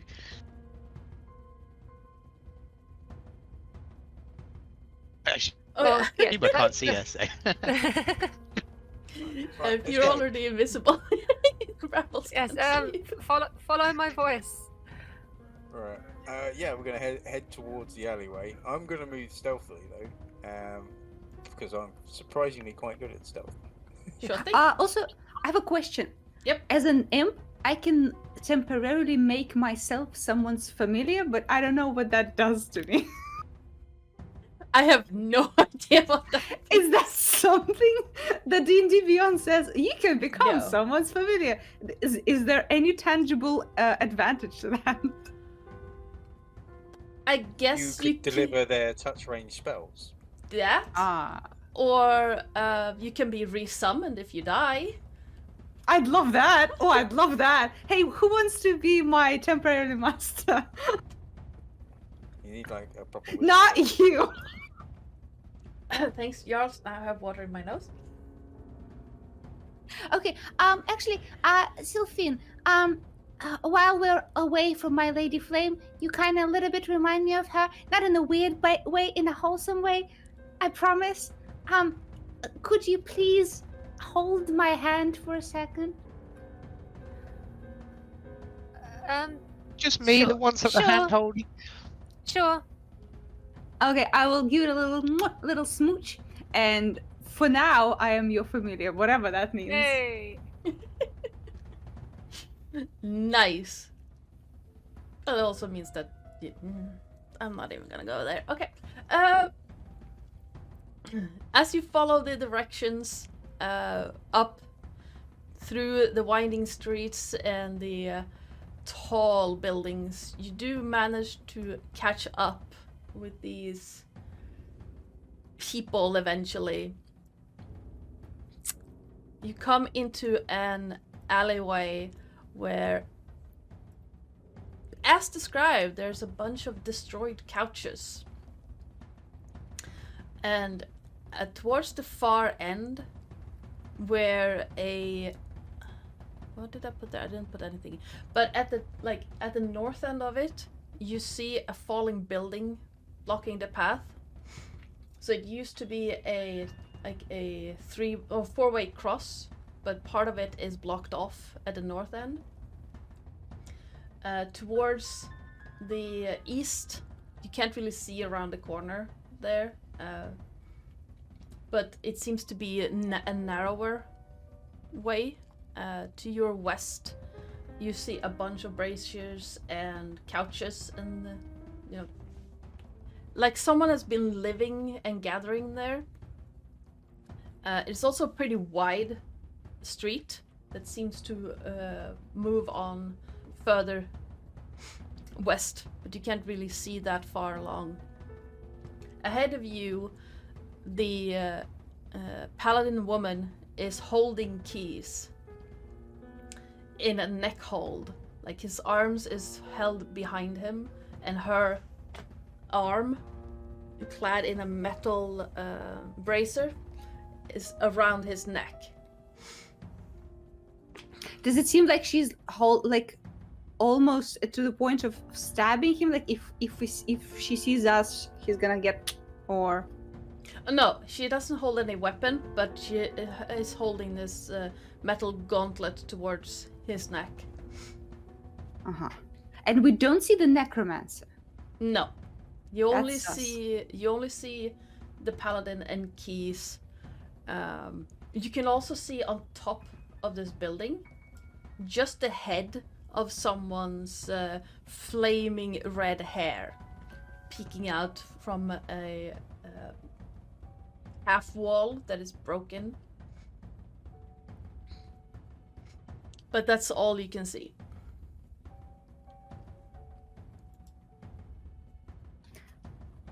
we're all invisible except for Johnny. Yep. So they will probably see Johnny.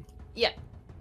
So yeah, as we round the corner and move up, I'll shout over and go, well, there's only one way you walk out of this alive, and that's to let him go. Can't really let him go now. The boss would be furious with us. If you don't, you'll die. Well, that remains to be seen, now does it? I'm just walking forward as we're saying things. You won't have long. Give him up. Stop about there. Yep. What do the rest of you do while Johnny is walking forward? Can I hide behind this couch? Which one?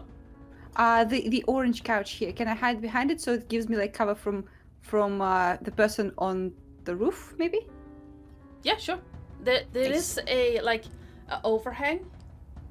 These things are like overhangs. Uh-huh. So you I'm can- basically waiting for like Johnny to start shit so we can all throw down. Yep. Yeah. So as I was walking up fairly slowly, knowing that you guys are around and expecting you to get into some sort of position. How high are the buildings? Here they're basically like a 3-story at most. Most of them are broken or just about to fall over. But the tallest one, this one is 3 stories tall. This one and this one are 2 stories. This one is another 3-story one. So 30 feet? Yeah, roughly. Would it I'm sorry, I didn't catch be that. possible to do monk shit? So would it be possible to do dope monk shit and try and like run up one of these walls? There's an overhang there, so you would have to run up and jump to grab it. How high? How high is the overhang?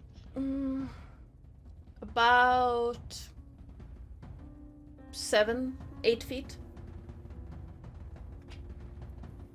I can give you a boost. I think you can run along vertical surfaces anyway by now. Can I use one of my bunny hops Yeah, sure. to hop up 15 feet, which is more than enough to get Yeah. onto it and then run up it? Absolutely. Awesome. Sweet. So, I assume that doesn't break my invisibility or anything. No, it doesn't. It's not really an action. It's just it's your movement. Okay, I'm just gonna try and be quiet, Yeah, quietly sneak up onto this person. give me a stealth check. With advantage because I'm invisible. Yes. Yay.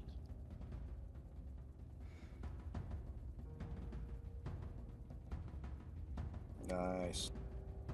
Oh yeah, real nice. Yep, you have absolutely no problems getting up sneakily on the roof. And as you land, you see a dwarf woman standing up there. She's wearing a chainmail and a shield. And her hair is a radiant, like ginger red.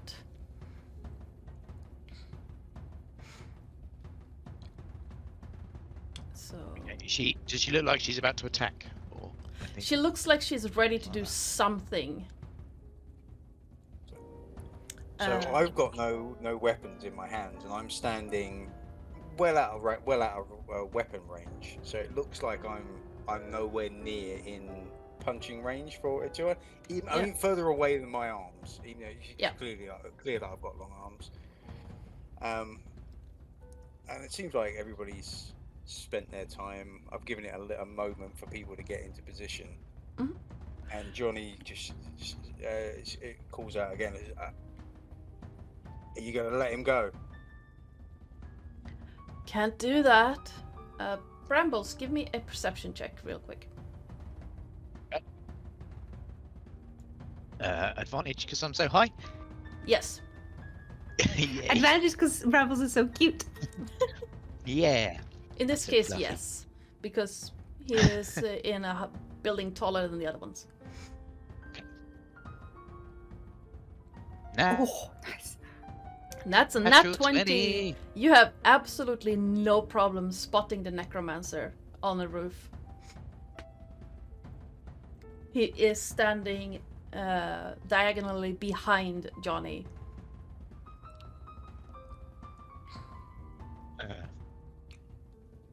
Just remember, if you call out, you break your stealth, even if you're Yeah. invisible. I'm just looking at what I got. Yeah. So okay, and well, as she refuses, it goes, Yeah. can't do that. This sort of black inky tendrils start flowing up and out of his, and huge long black 15-foot long ink tendrils now hover above his head, and one Nice. lashes out and clubs her across the face. Huh? Nice. Roll an attack as we go into initiative. What the hecky? What is that? It's an Eldritch Claw tattoo. Nice. Why are you in combat? I am going to clear that, and we are going to... Yeah. Yes, everyone please roll initiative, because it didn't clear the initiative tracker from last time.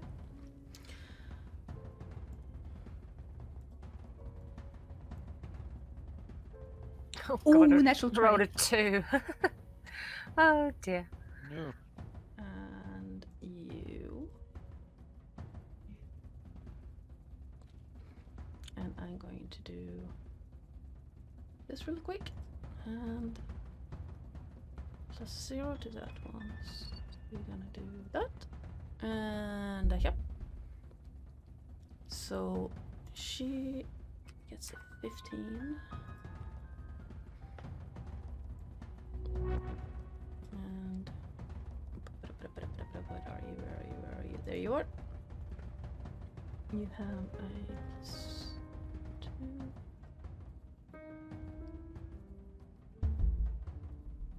That didn't really help. Okay. 11.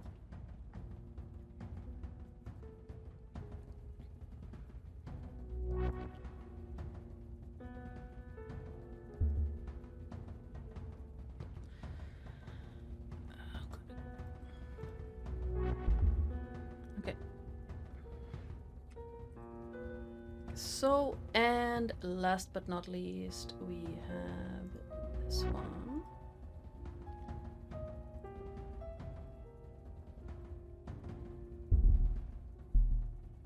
Oh, come on. The dice are betraying me again. There we go. And with attack to hit. Nice. It was a 21 does 21. hit. Yes. Wonderful. Okay. And because it was with the tendril, it does an extra 1d6 force damage. Nice. So 10. So Consistent.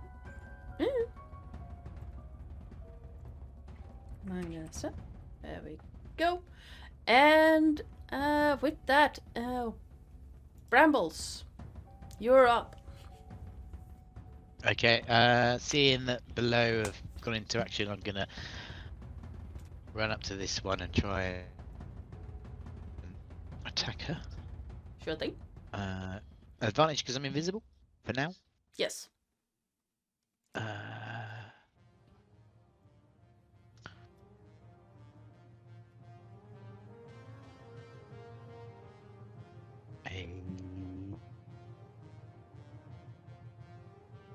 You're attacking with cutlery. Yes. 25. That does hit. Yes. That's a dangerous butter knife. Yes. Yeah, 25. Sorry.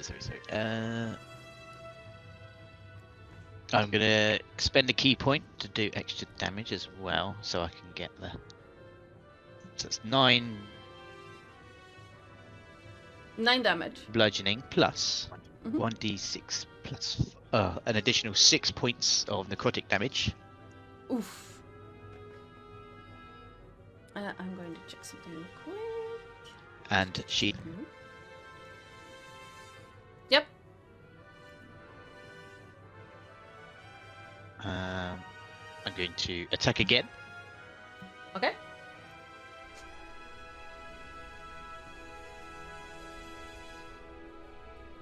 Not with advantage because I'm no longer invisible. Yep. That still hits.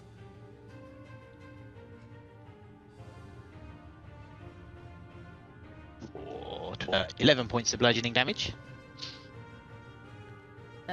Nice. Yeah, she's shocked that suddenly there's something stabbing at her and bludgeoning her, and she whips around. Not in time to get the shield up, but in time to see you. And then I go, hi! And then I flurry of blows as my bonus action. So, 2 attacks. Sweet. So 1 and 2. 27. 27 will hit.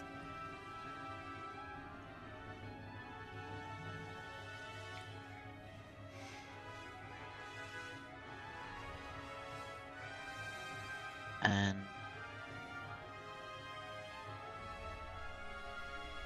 10 will not hit, unfortunately. yep, no worries. And then can I possibly shout something as a free action, or Sure. I kind of used all my? Absolutely. I just shout down to Willard. Willard, the bad naughty guy is on the roof behind you.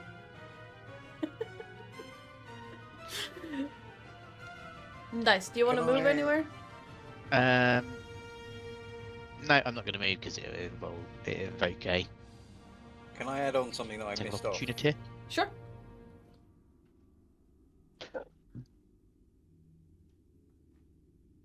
Can't hear you. Sorry. So can I add on something I missed off? Yeah, sure, absolutely. Because they hadn't had a turn, I got surprise attack versus them, which was 2d6. Oh, yeah. That's a dumb. Sorry about that. Yeah, It's no only problem. 2, damn it. It's better than nothing. Here we go. Yep. Willard, it's your turn. Okay, yeah, so I was alerted to the presence of the bitch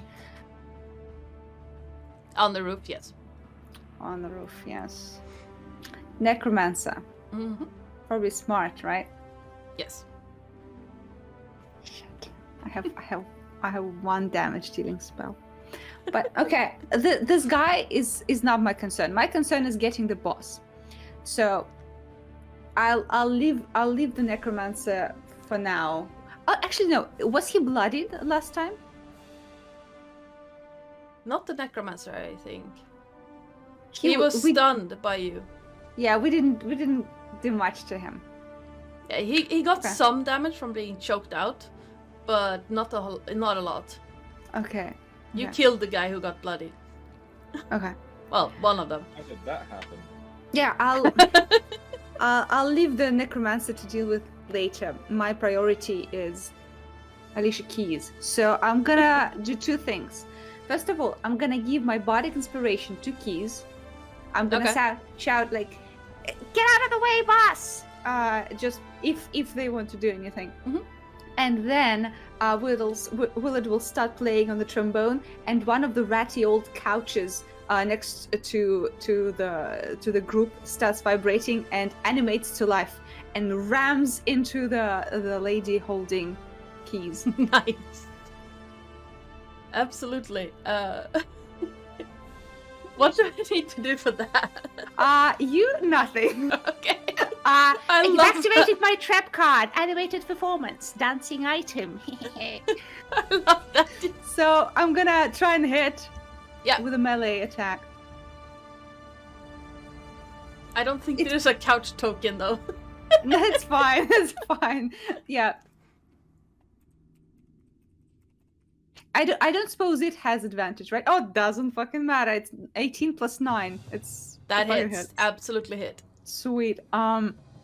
It's a D10 plus 4 force damage.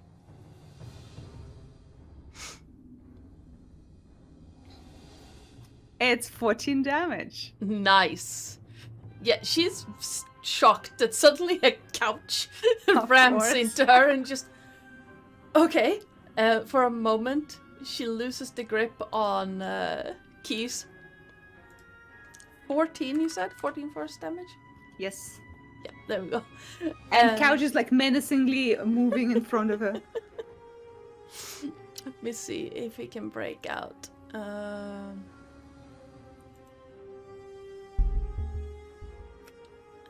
No, not even with bardic inspiration. He's not gonna make that, unfortunately. Rip. Anything else you want to do on your turn? No, that's action, bonus action. That's it for me. Yep. Malavir, your turn. So, while still being invisible, Mhm. I will edge ever closer. Yep. So I am behind said evil person. Mhm. Technically good person, because we're the evil. Let's not go down that philosophy word. The antagonist. The antagonist. I shall creep up behind them ever so sneaky-like, and I shall wield my dagger of venom. Sure thing.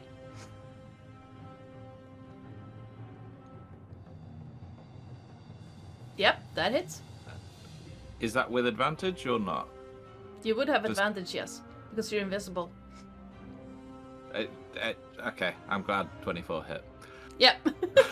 Oh, quick question before I forgot. So did Keys use my inspiration? No, Oh, okay. because I saw the roll and I was like, nah. Because my inspiration gives him the ability to re-roll that ability check. Really? Yep. That's part of creation. If you use it on ability Ah. check, you can re-roll it. Yeah, I'll know that for next time. Okay. Just playing forward. Yes. Yeah, 24 will hit. I'm assuming sneak damage because Yes. invisible. Yes, absolutely. Ow. Cool.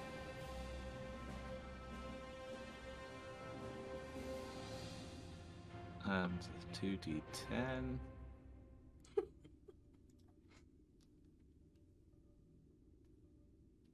Huh. Nice. Freaking rogues, I swear. Thick damage. Yeah. Well, the couch set the score, so I had to match the couch at least. She turns around as your blade sinks in her back. And yeah, I'm guessing the neck again, because she's wearing full armor. I'm actually gonna go for like just underneath the shoulder blade Ooh, on the yeah. arm that she's holding Keys with. Okay, yeah, absolutely. So like get it right under the bone and just. Yeah, absolutely. And then as she turns around, Yeah. you know, magic is mostly misdirection. Yeah. With my other hand, you'll never guess what. Step number 2. You're gonna pat her? With a dagger. Yes. Or are you going to shave her? With a dagger. Point I- first. There's really only one point of this plan I have ironed out. Something's happening with a dagger. Sure No, thing. as she turns around, I'm gonna try and just slice her throat. Okay. Go ahead. I guess no advantage on this one. No. She sees the dagger and just pulls back from you, and you see the tip just inch That's not allowed. in front of her face. Do I use no? It's an offhand attack. No, behave. So yeah, at that point, then I will use my bonus action. No, wait. Can be Do you within- have 2 attacks? Like, do you have multi-attack? Not as far as I can see. Well, then the second one would be your bonus action.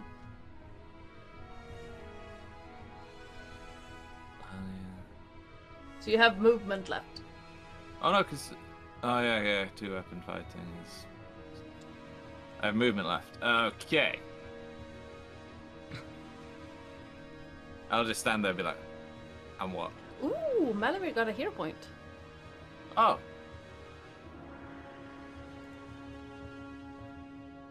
Thank you. Thank you. Thank you, Tony. kindly. I can use that to re-roll, can't I? Okay, if you want. Nah, it's not worth it for an offhand. What is it? No sneak on it. Yeah, you don't get sneak attack on it. Yeah, it's not worth it for a Yeah. couple of points. Yeah. No, if it was the main hand attack, absolutely, but... Yeah, okay. That at that point, he will just finish his turn and just smile at her like, what's a rogue to do? He really said, "Rogue's got a rogue." Yeah. With that, it is the dwarf lady's turn, and as where am I everything going? Brambles is the one that has hurt her and is really up in her grill at this point. She got booped.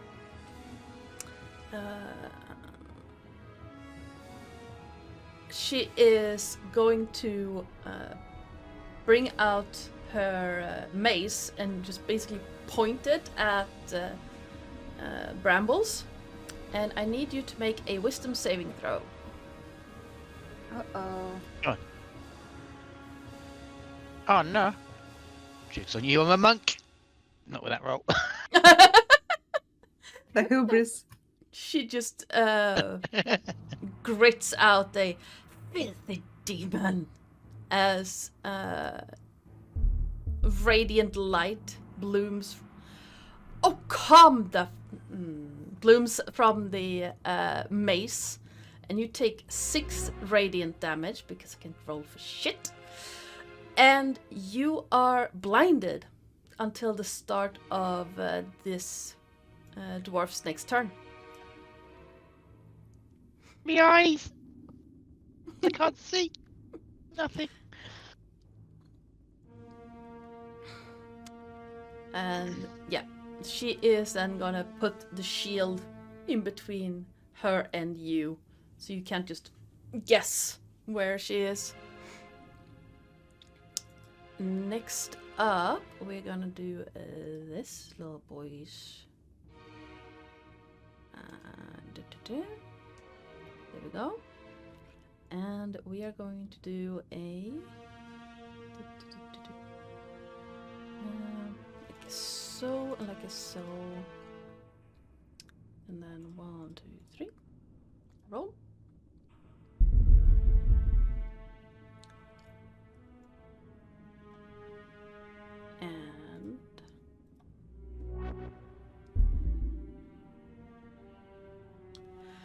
And Willard, as you're hiding behind the couch here, suddenly you see a shadow fall over you.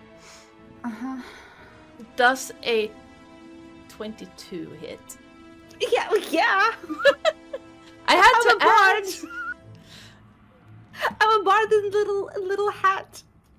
As a dagger comes down and just shoves you in the shoulder for 17 piercing damage. Whomst. And you see the black dragonborn looming over you. God damn it. He's then gonna use his bonus action and try to, lift you. Lift me? He's a dragonborn medium creature. You're an imp. I mean, yeah, but I'm offended. Like, what the fuck? I'm an adult. I mean, he tried, but with a 8, I don't think he's going to be able to hold on to you. No, I'm slippery. he With all tried. the blood. Yeah, with an 8, he's not gonna get a grip on you. Yikes. Which means it is the paladin's turn, and yeah, she looks over at you, Malavir. Doesn't really like what she is seeing, and let's see, what will you do? Yeah, she's gonna bring out her longsword and take a swipe at you, a bit awkwardly because she's holding keys in one hand and she's just trying to stab you. Okay. So, that is a nope and a I can hope. yeah, 13. That does not hit.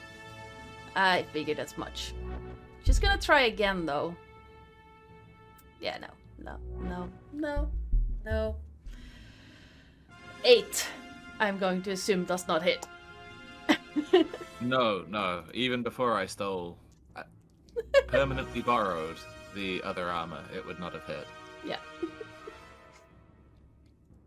Which means it is the necromancer dude's turn.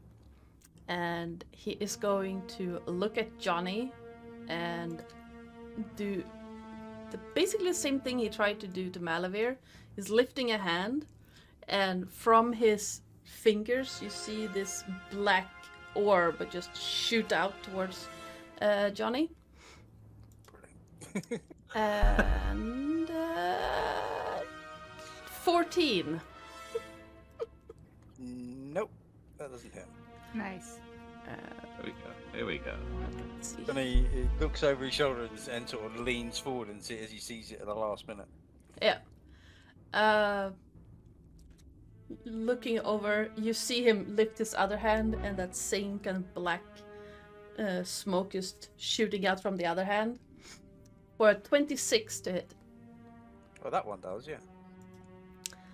And he deals 28 necrotic damage. Ow. I think somebody's aiming for a TPK. It's all No. right. It looked like it was a big hit, but it doesn't look too bad. As it is Johnny's turn now. Yeah, Johnny's not particularly happy about that, but that guy is quite a long way away, unfortunately. How high are these walls? That is where he is. It's a 2. He's basically on the second floor. So not too high, maybe 10 feet. You have to clear the overhang too as well.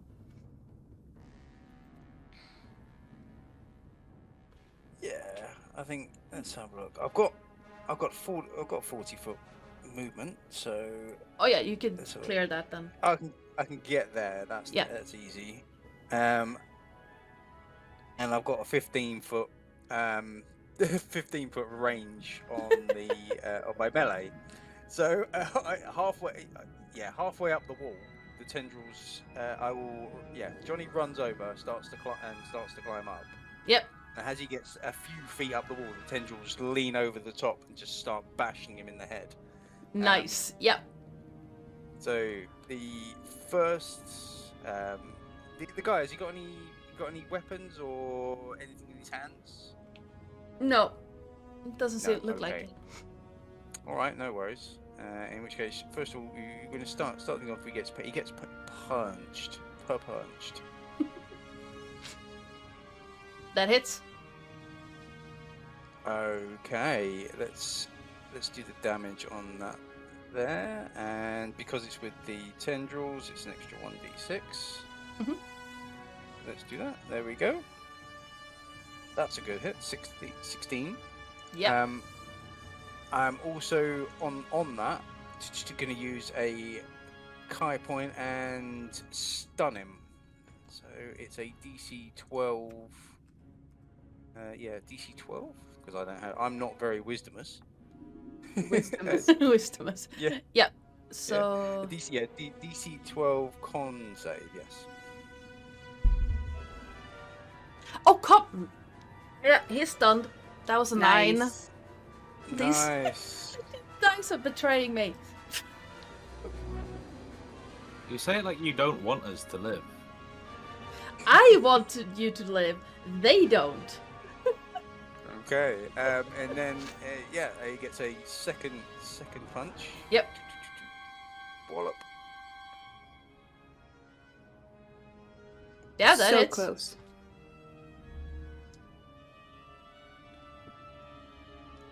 Ow. Okay, yeah, that was it hit him nice and hard, but it wasn't very. Only for 8. Yep. He's not looking Okay. too happy with the situation at all. Okay, I'm then going to flurry of blows, and we're gonna hit him some more. Okay. Yep, that hits.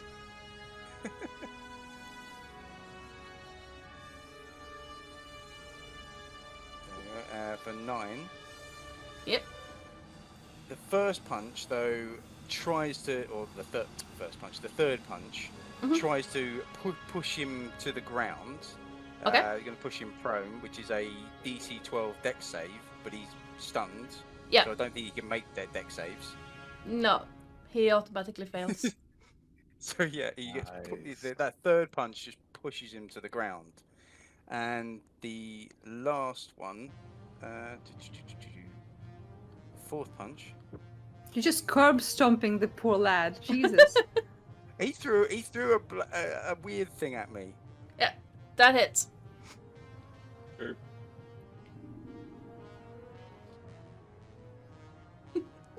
Funnily enough, if they had an invitation, none of this would have been an issue. True. I know. 12.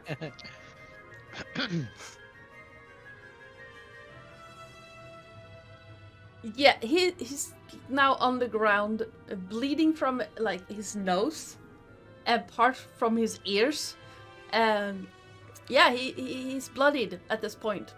He went from full health to bloodied in one attack. Okay, listening up. If I can still hear some gurgling, 'cause this guy, I wasn't happy with this guy. I'm going to Yeah. action surge and hit him again. Okay, yeah. You hear him moving around, and he's like just groaning and trying to get up. Just stay down. We hit him again. Ooh, that one wasn't particularly good. Nope. So I'm going to use a superiority dice and add a D8 onto that. Okay. But would you Damn. not get advantage on a prone enemy with the melee attack? True. Yes, you do. He's Oh, prone. Good point again. He's prone, so yes. Oh, this roll. I may not need the Yeah. superiority dice. Let me have a look. Let's roll it again. That hits. 3. Yeah, that'll do anyway. Oh, that's the wrong damage. It should have been a D8. Sorry. Let's try again. It's gonna be worse. No, it's not. Oh, damn. And, what? Ignore the D4. For some reason, I couldn't get rid of it. Stop. Go away, D4s. There we go. Oh, why is it rolling another D? That's better. That's the D6. A 1. Okay. And if he's not, I've got one last attack if we need to. But if he, hopefully he's dead. Nah, you can still hear him, but he's like making very pained sounds, laying behind the wall.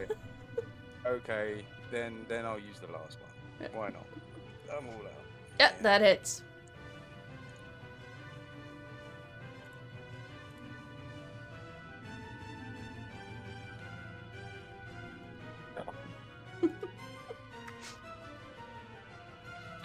You can hear him groaning in pain and shuffling a little bit, basically muttering curses under his breath behind the wall. But nope, he's still up. Well, alive. Damn. He took an absolute beating there. Yep. Yeah, he did. Yeah, so that Um, was. Yeah, he's he got wishing punched. he was dead at this point, but he's not. Anything? No, I think that's everything. Yeah. Yep. Sylphine, you're up. Well, I was going to go for the necromancer, but I don't think I need to now. So, if I step out from this overhang, Mhm. just far enough. Can I just about see the dwarf? Yeah, you can see the top of her hair. It's very bright against the grey stones. Do you happen to have a token for a Balgura? How do you spell that? Begins with a B. BAR. Actually do. I'm So going not for the to- couch then? I see. I'm going to cast Summon Greater Demon. Ooh, nice. Okay, yeah. Right behind the dwarf lady. There we go. Wow. So the demon appears in an unoccupied space within range, which is 60 feet. So that should be okay. Yep. Roll initiative for the demon. Add combat He tracker. has. Yep. I've got the stats here. So he has +2 dex. Let me So is that just a- see. No, I have a stat block right here. The summoner variant. Yeah, so he goes on his own initiative. Cool. And then I shout out,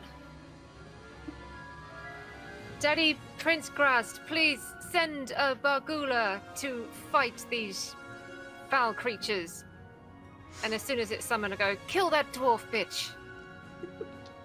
Nice. And then Nice. it will act on its own turn.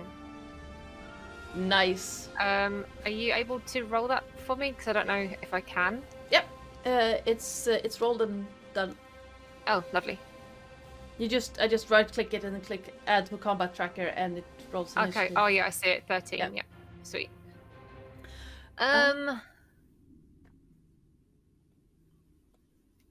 That is pretty much all I can do. I cast a spell. Yeah. That's what I do. You can move if you want back under the overhang. Yeah, I might do. That means we're back at the top of the round with brambles, and I need all of you to make a Constitution saving throw. Oh, by process of, probability, I should make this one. Otherwise, why did I bother putting points into this?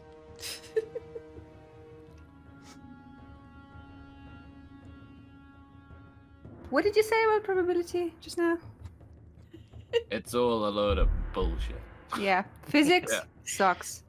Sylphine and Willard, you each have to lower your max hit point by 1. Wait, what? Johnny, Brambles, and Malavir, you need to lower your max hit points by 3. In this economy? I'm gonna get down just by losing my max HP. Killed by default. It's basically every 10 minutes. And you did run up to... But we're really quick runners. Not that quick. Okay. I had to try. But, in your defense, even if it takes 10 rounds, you won't lose any more this fight. Yeah, okay. But yes, Brambles, you're up.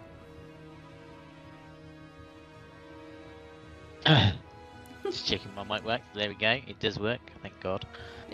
Do you remember that you're blinded? Ah, my eyes! I suddenly feel like the wind has picked up for some reason because this thing's breathing towards us.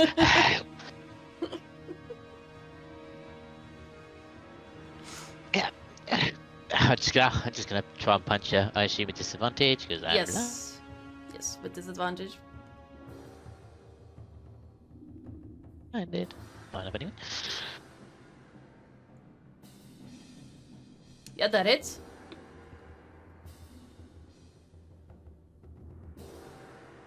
An 11? Oh, wait. I just saw the 26. No, 11 does not hit. Okay, I try again. Sheer desperation. 16. Let me double check. Does not hit, unfortunately. I don't think I can. Can I flurry of blows if I don't hit? I don't think so. After you take the attack action on your turn, you can spend 1 key point to make it. Oh no, I can. Oh yeah, It doesn't cool. say I have to hit. Yeah, you So I just will- have to. Okay, I will try to unarmed strike. Again, twice with disadvantage. Mm-hmm.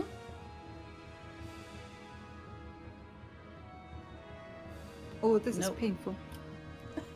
Stand still! Stand still! Nope. As you hit air like beside us, stand still. The 17 pings off a shield, though. Is that your breath? Jeez, smells. So, Brambles is like 2 foot tall, you said, right? Yep. Yeah. I'm just picturing this. You have a 2 foot bunny fighting a dwarf, Yep. just punching the air around the dwarf. Yep. With a very big demon standing over the dwarf. Right there. Yeah. Yeah, he's gonna get his eyesight back in a second and go, oh shit. Yeah. Yeah. What's that? Like, Like, I oh, haven't paid God. good money to watch this, though. Yeah. I'll leave a cap afterwards for my performance. Anything else you want to try to do in your turn? No, I'm just swinging. I'm shadow boxing. Yeah, keep still. Willard, you're up. Willard first will shout, "I believe in you, bunny!" And you get inspiration. However you want to Yay. Oh, use like- it next time. Do I get a con save for the blindness, or does it just stay? It just stays until the start of the dwarf's next turn. Okay.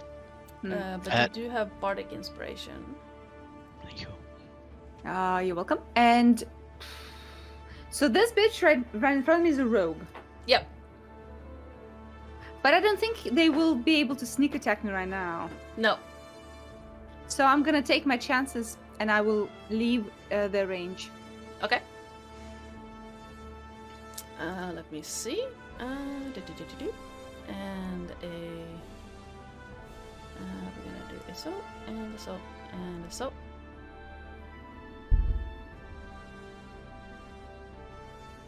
$14. Nah, misses. Ah. I'm too small for ya. Can't touch this. Can't see me. Okay. So he'll run up to the boss, like grab his knee, I guess, wherever he can reach, and dimension door to this roof over here, so that we're above and supposedly not seen by the necromancer, right? Yeah. Nice. So we're there together. Nice. Yeah. Yep. So Willard will say, Boss, stay here. I hope here is kind of safer. and he will look down, look at the huge demon that Lame just made out with the sheer will. Look at the couch and say, "Come on, couch, you're pretty good too. Show him what's what." And then he will cheer on the couch so that the couch can try and attack the lady again. Yeah. Hi, cat.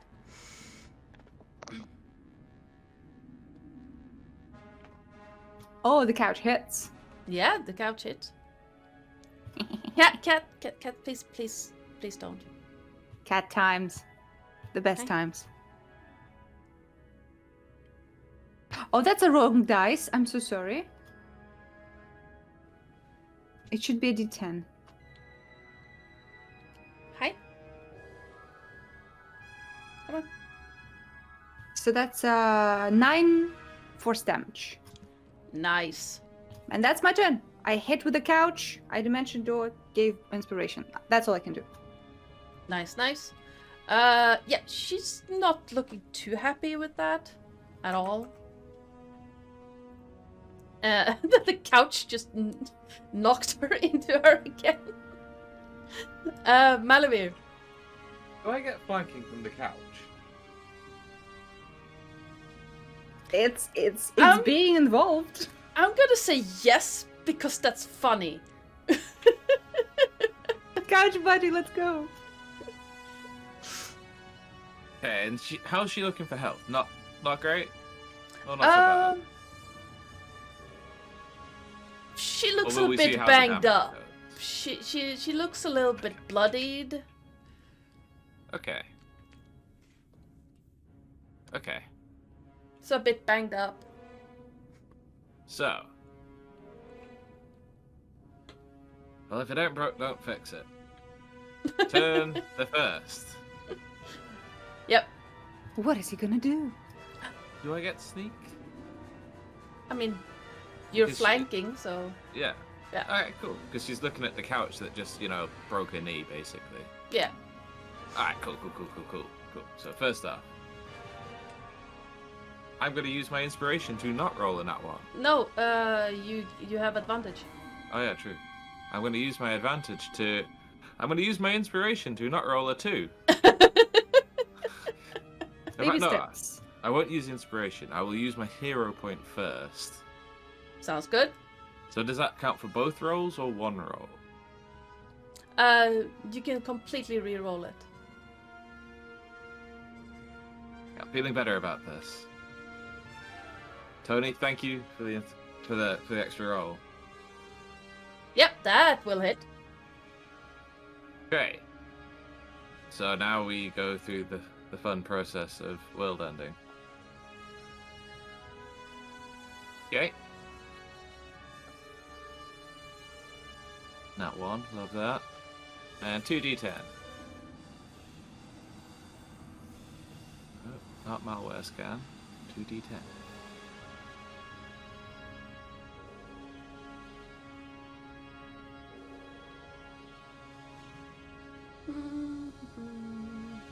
What's that? That's At least Yeah. 50. 32 points of damage. Okay. She's staggering at this alright. point. Staggering. Yeah. Right. I mean, I feel like help is not really needed at this moment in time, now that there is a giant crater demon on the rooftop with the dwarf. There is? I wouldn't worry Oh, about no. it, Brambles. Shh, doesn't know that. Also, could you say that she's staggering from the daggering? Okay. Thank you. I'll be here all week. Yeah, you get inspiration because again that hurt my soul. Nice.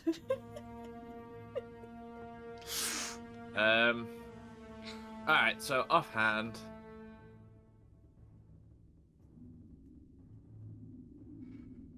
Right, being cheeky here, would I be able to use my rapier in the offhand? Yeah, it's That'd a be light wasting weapon, damage. so Yeah? Alright, nope. that hits.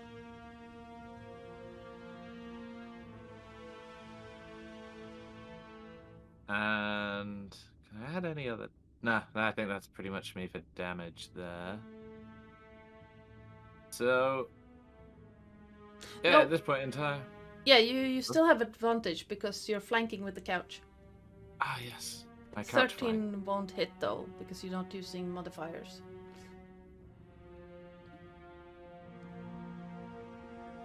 No. That Not even one another will not 50? hit. No. Okay. Okay. And It's not with the inspiration. That's fine. That's yeah, yeah, since we're not using modifiers, the 13 won't hit either. Yeah, sorry, I completely Yeah. forgot it should be a straight nat 20. And then I'm just gonna stand there and be like hashtag rogue life. It is then the dwarf's turn, and she's basically looking between this great demon behind her, like, oh, okay, and Brambles, who's no longer blinded because it's the start of her the dwarf's turn, And she's gonna turn her attention to the big demon, because that is the bigger threat right now. And she is going I don't know. to... I'm pretty dangerous. And she's gonna turn her mace over towards the demon, and it needs to do a wisdom save. That it unfortunately will fail.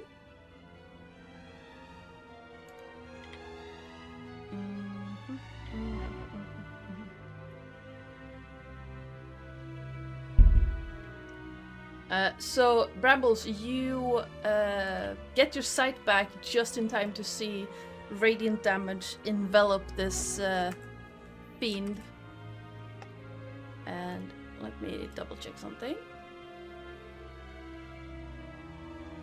Oh, that is cool. Okay. It is not vulnerable to radiant for some reason.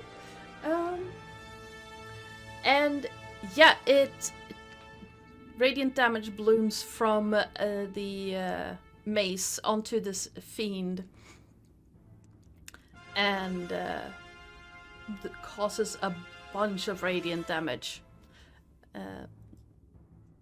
Unfortunately, it is now the fiend's turn. So, Kay, do you want to roll for it, or should I roll for it?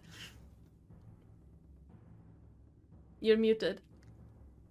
Oh, sorry. Yeah, I'm on push to talk. Yeah, I don't mind doing it, but I'll have to manually type it in. So it's, I'm just going to do the multi-attack. So it gets 2 attacks with its fists and 1 attack with its bite. Nice. And they're both... I'm looking at stats here. Have we got the same ones? +7 Yeah. to attack? Yeah, I have its stat block here, so I can just click for it. So the multi-attack is... There we go. 2 with his fists. That's what you said, right? Yeah, 2 fists, 1 bite. Oh, how do I type it in? I don't actually know. But yeah, you can do that. There we go. So we'll go punch first. So yeah. 24 will hit.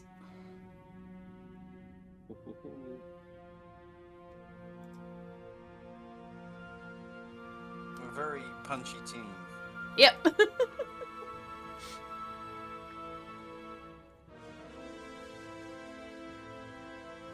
Because we've got great punchlines. Do we? Well, apparently. We tried. So that's 12 damage from the first punch. Nice.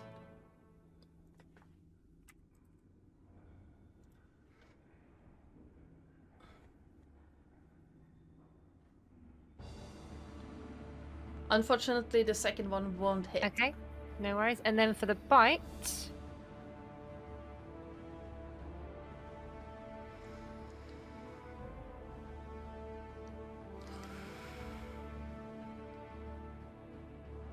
That hits. Well, bites. Oh, I actually rolled the wrong damage the first time. So the 2d6 +4 for the first attack would have been the bite. Okay. So I'll do the fist attack damage this time, which is 1d10 +4. Did it the wrong way around.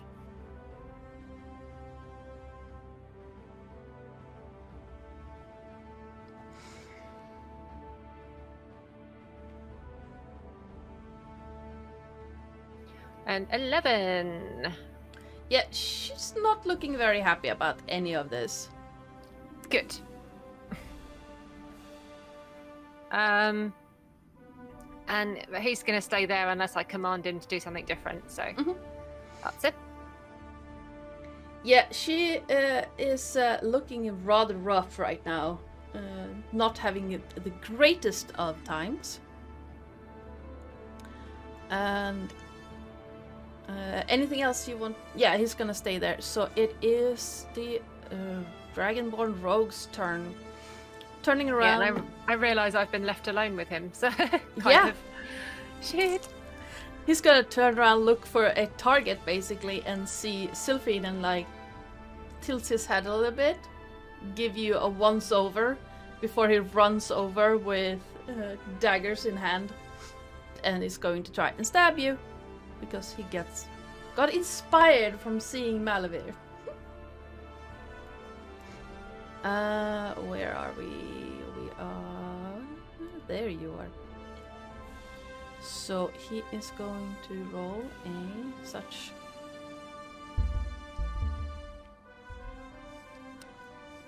$15 to hit. Yes, that will hit. Ouch.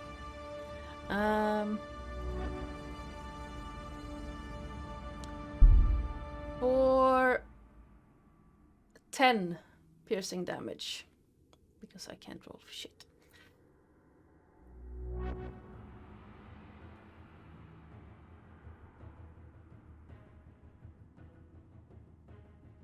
And he is going. Yeah, you have mage armor, or how long does that last? I've got it, but it only gives me 13 AC. Oh. Well, That I is thought it fair. was higher than that. Ouch. In the club. And then he's gonna. Because I've been hurt, I'm going to do a Constitution save for concentration on the demon. Yep. Oh, it's a concentration. Oh shit. Nice. That looks good. Yep, that works. His offhand attack, on the other hand, will whiff, because he uses his bonus action to just. But I imagine a 6 is not gonna hit. No. And yeah, he's just gonna smile at you, trying that winning grin. As it is the paladin's turn. She's looking around, seeing that, hey, the reason why they're there is now gone. And chat. If anyone is there, could you roll me a exclamation point flip coin? Hi, Tabior. That sounds not good. Yeah. Who's Perhaps just doing choosing that? a target. Huh? Who has to type that? Everyone? Or... No, anyone can do that. Oh. Heads. Oh, in the chat. Okay. Yeah. Oh. The paladin looks at Malavir, looks up, or looks around, trying to find where, well, their target went, and then shouts out to the rest of the group, "We lost the target! Retreat!" And she is going to try and run for it. Boo! Oh. I'm kidding. Oh, the couch will fuck her up, by the way. Yes. Oh yeah. Because she's squished between the couch and Malavir, but she's still gonna try and book it. She's gonna try and run this way. So both the couch and Malavir get opportunities. If she's attacks. turned away from me, No. sneak attack. No. Fair enough. 13 force damage from the couch. Oh. The couch rolls so well, though. That is surprising. Okay. 19. That's a even. really. Yeah. The fact it's got a D10 damage is quite good. And it's a concentration. Even if I go down, the couch stays. 21 hits, yes.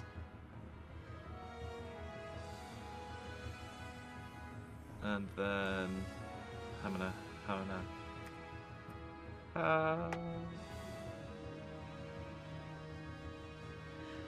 Ow! Well, Damn. Malavir, how do you want to do it? Oh, I'm ready. My body is ready. So, the couch charges after her first. Yep. Malavir sees what's going on. He springboards off the couch over her and turns around and just Nice. throws. And she falls on the couch. Yes. Yes, absolutely.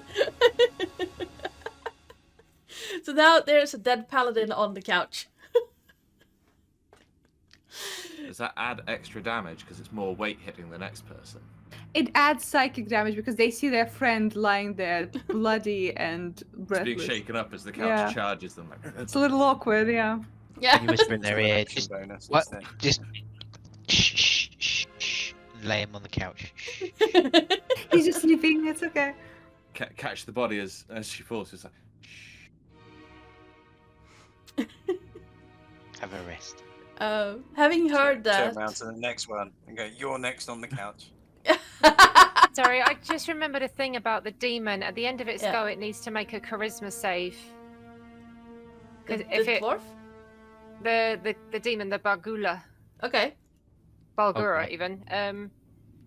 If it passes, I lose control of it. Oh. What's the DC? I think it was 16. Let me check. when does my invisibility recharge? Oh, now it's time to Yeah. think about that. 16. Well, So I if, just if it fails, I keep control. rolled a 16. Oh no. Oh no! So what happens is,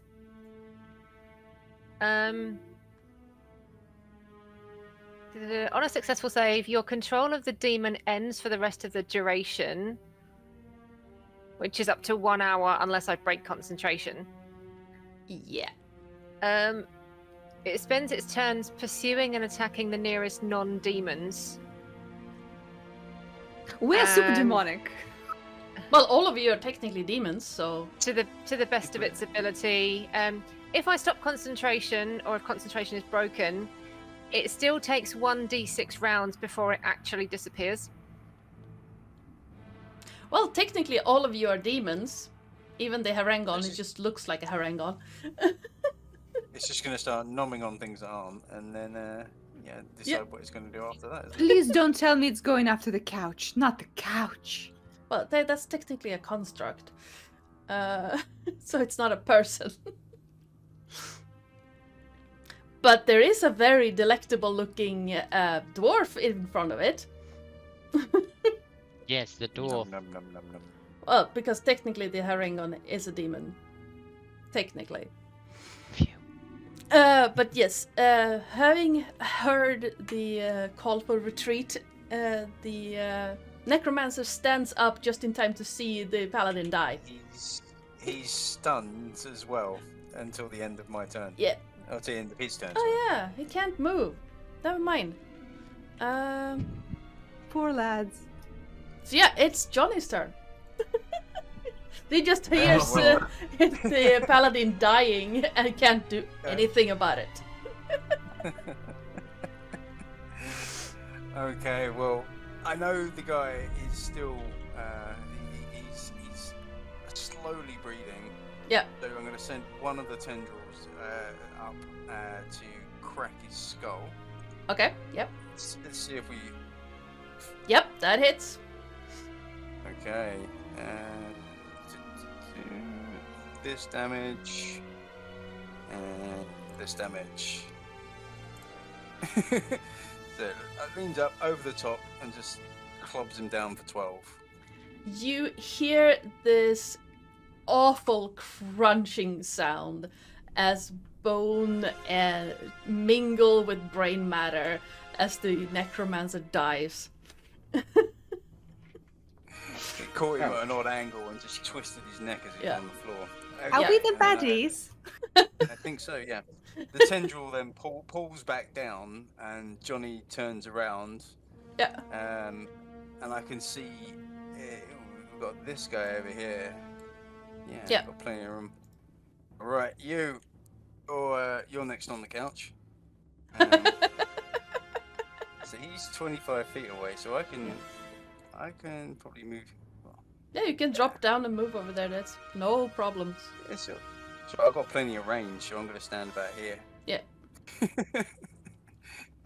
At that point, Johnny's actually quite angry and he's going to fly into a rage. Nice. You're also flanking, so Nice. So it gets incredibly angry at this point, and I'm going to use my second attack and punch the rogue. that's gonna hit. Nice. With that though, I'm going to try and disarm him and steal one of the, or take one of the knives out of his hand. Has he got knives? Or has he Yeah, got something it's else? got 2 daggers. Okay, so where's my disarming attack? A disarming attack is a DC 16 strength saving throw. Nice. So that's- Oh, thankfully it rolled. Yes, he succeeds in that one. So it's not okay, disarmed. No worries, but I still get to add D8 to the damage. So let me roll the damage for that one. So there's that one. D6 and the D8. Okay. So it was still quite a punch. It just didn't knock the dagger out of his hand. Yep. So 16. If I read it right. There we go. Yeah, he's Okay, still taking quite a punch, so he's staggering a little bit. Okay, and I'm not gonna flurry. I'm just gonna use a bonus action melee attack and just punch him one more time. Yep. That hits. Okay.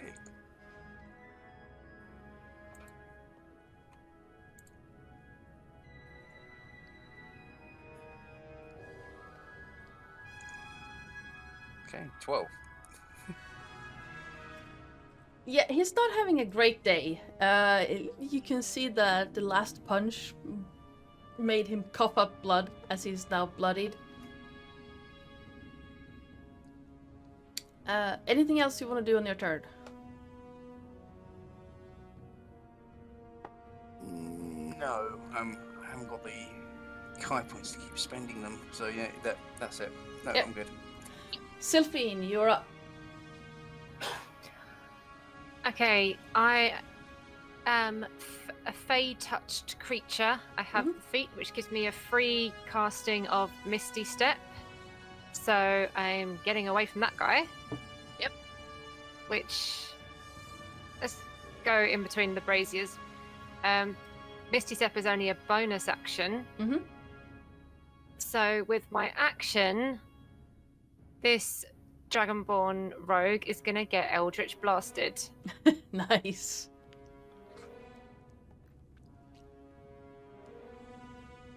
Yep, that will hit. And so will that. Lovely.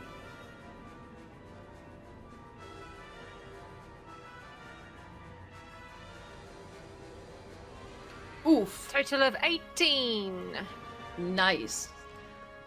The force damage makes him stagger again, and this time he's leaning a little bit against the wall. You can clearly see that his knees are shaking from the force of, standing upright. His knees are weak. His arms are heavy. That is me. Nice. Brambles. Good monkey.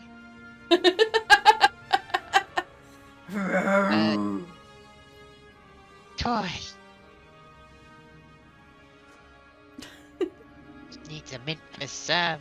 Finish this dwarf off, hopefully. Pop, pop. Is the demon giving me advantage, or are they? No, it's not an ally. They're not friendly. Okay. Still hits. 23. Yep, that hits. Let's.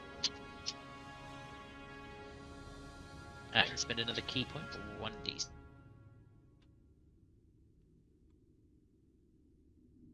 I missed that one. So that's 9 bludgeoning and 9 points of necrotic.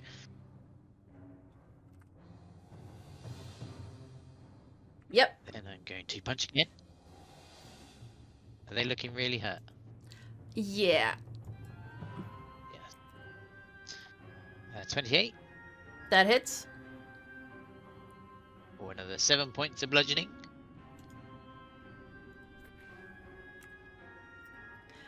Yeah, she's having a Blurry hard blows. time standing up at this point. Okay, I'm just gonna grab her hair and just repeatedly smash her head into the wall with flurry of blows. Yep, Yes. sure, go ahead. All the punches. Again. That hits.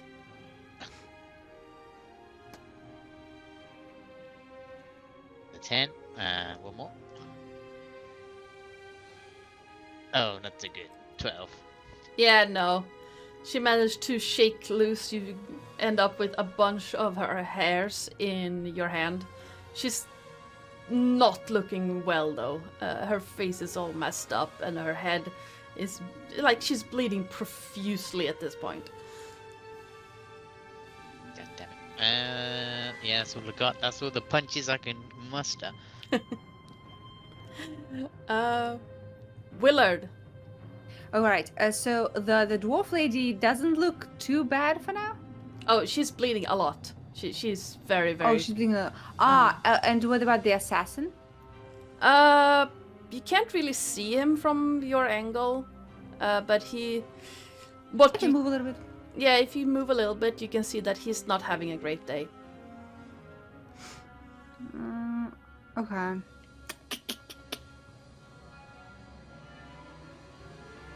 I just want to kill someone with a couch. That's all I want to do. So I'm gonna. So the assassin is definitely bloodied, yeah. Oh yeah, Oh yeah. he has a hard time standing up. Can I do a funky little thing, like a little combo wombo with me and the couch? So Sure. I'm gonna. I shall need an intelligence saving throw from the assassin. Okay. As the couch revs up vroom, vroom, vroom, and starts driving. 12? Nope. Nice. So they get Ooh. 27 damage psychic. Oh, yeah. You see. Okay. How do you want to do this? So I look towards the assassin who stabbed me and tried to pick me up. How offensive that was. So Willard will look at the assassin and say, Like Johnny said, you're next on the couch. and the psychic horror as the couch starts to menacingly move towards it pierces its mind, and the assassin falls, and just as the couch slides in, it flops on. Nice, I love that. Yep. And that's gonna be me. But I will give inspiration. I'll give inspiration to who's next? Malavir is up next. Malavir, sure. Although, before I go, Yeah. Rebels, do you want to try using your inspiration to hit with the last Oh, one? if I can, it's not too late. I forgot I Yeah, had it. sure, go ahead. True. Fuck him up. Yeah. What was it? Is it a D8. D8? Okay. What was my roll again? It was a 12, so no, 15. No. Sorry, no. Good I try. just saw your message in chat and thought, Thanks. well, we know who I might go for here. So. Yeah. So the couch is nicely underneath that overhang, eh? Yep. And two bodies, like the stepping stone. Come on, you got it.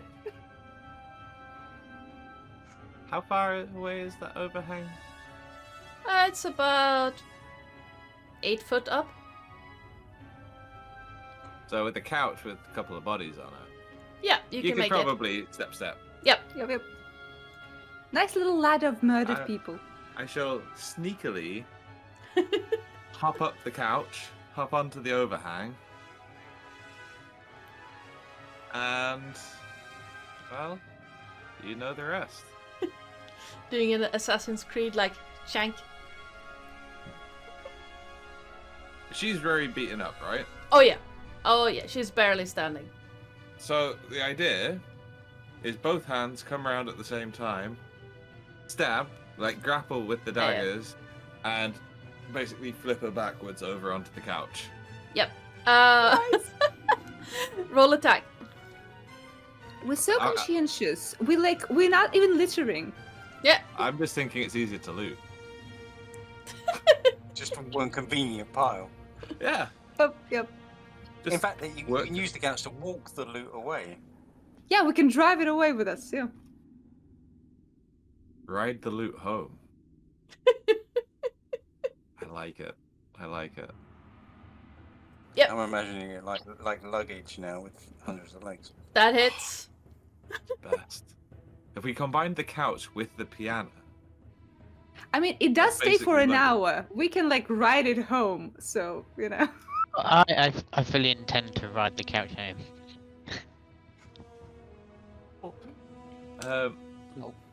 I don't think a crit's going to be needed here, is it? No, I don't. You don't even have to roll, because with all your rogue bullshittery, you're still gonna get killer. Not bullshittery. Okay, it's Yeah, bullshittery. yeah. She's very, very dead.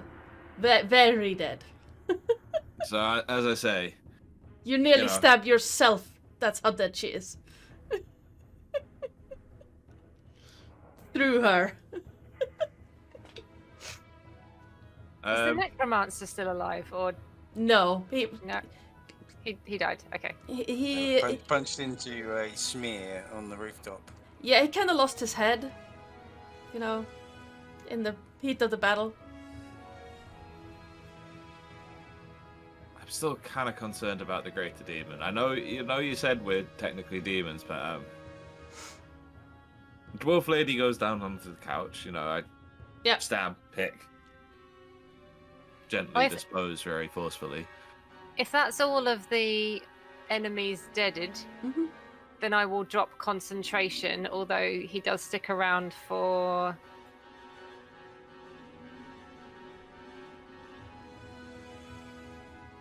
Are there any tall towers nearby? Not nearby per se. You can see a couple in the distance. Yeah, he does stick around for 4 more rounds. So You want to get a about biplane? 24 seconds. So he'll just be looking around for any non-demon to try and tear apart. Yeah. In 24 seconds, and then he'll just go poof out of existence. I will potentially use disguise self to appear the same as him. Safety first. Yeah, sure, absolutely. And with the death of their cleric, this is where the combat ends. As you go through... Well, did you want to take the bodies back before looting them, or did you want to loot them here and ride the couch back? A little bit of column A, a little bit of column B. Okay, So, as I'm getting everybody on the couch, I'm just seeing what there is. okay. We'll have to collect what's left of the guy up on the roof. And just scrape throw it off. down. Yeah. Yeah. True. Yeah, one headless necromancer later. Flop a limb over. It's what he would have wanted. It's so not. Hey, we put him to rest with things he loved, dead bodies.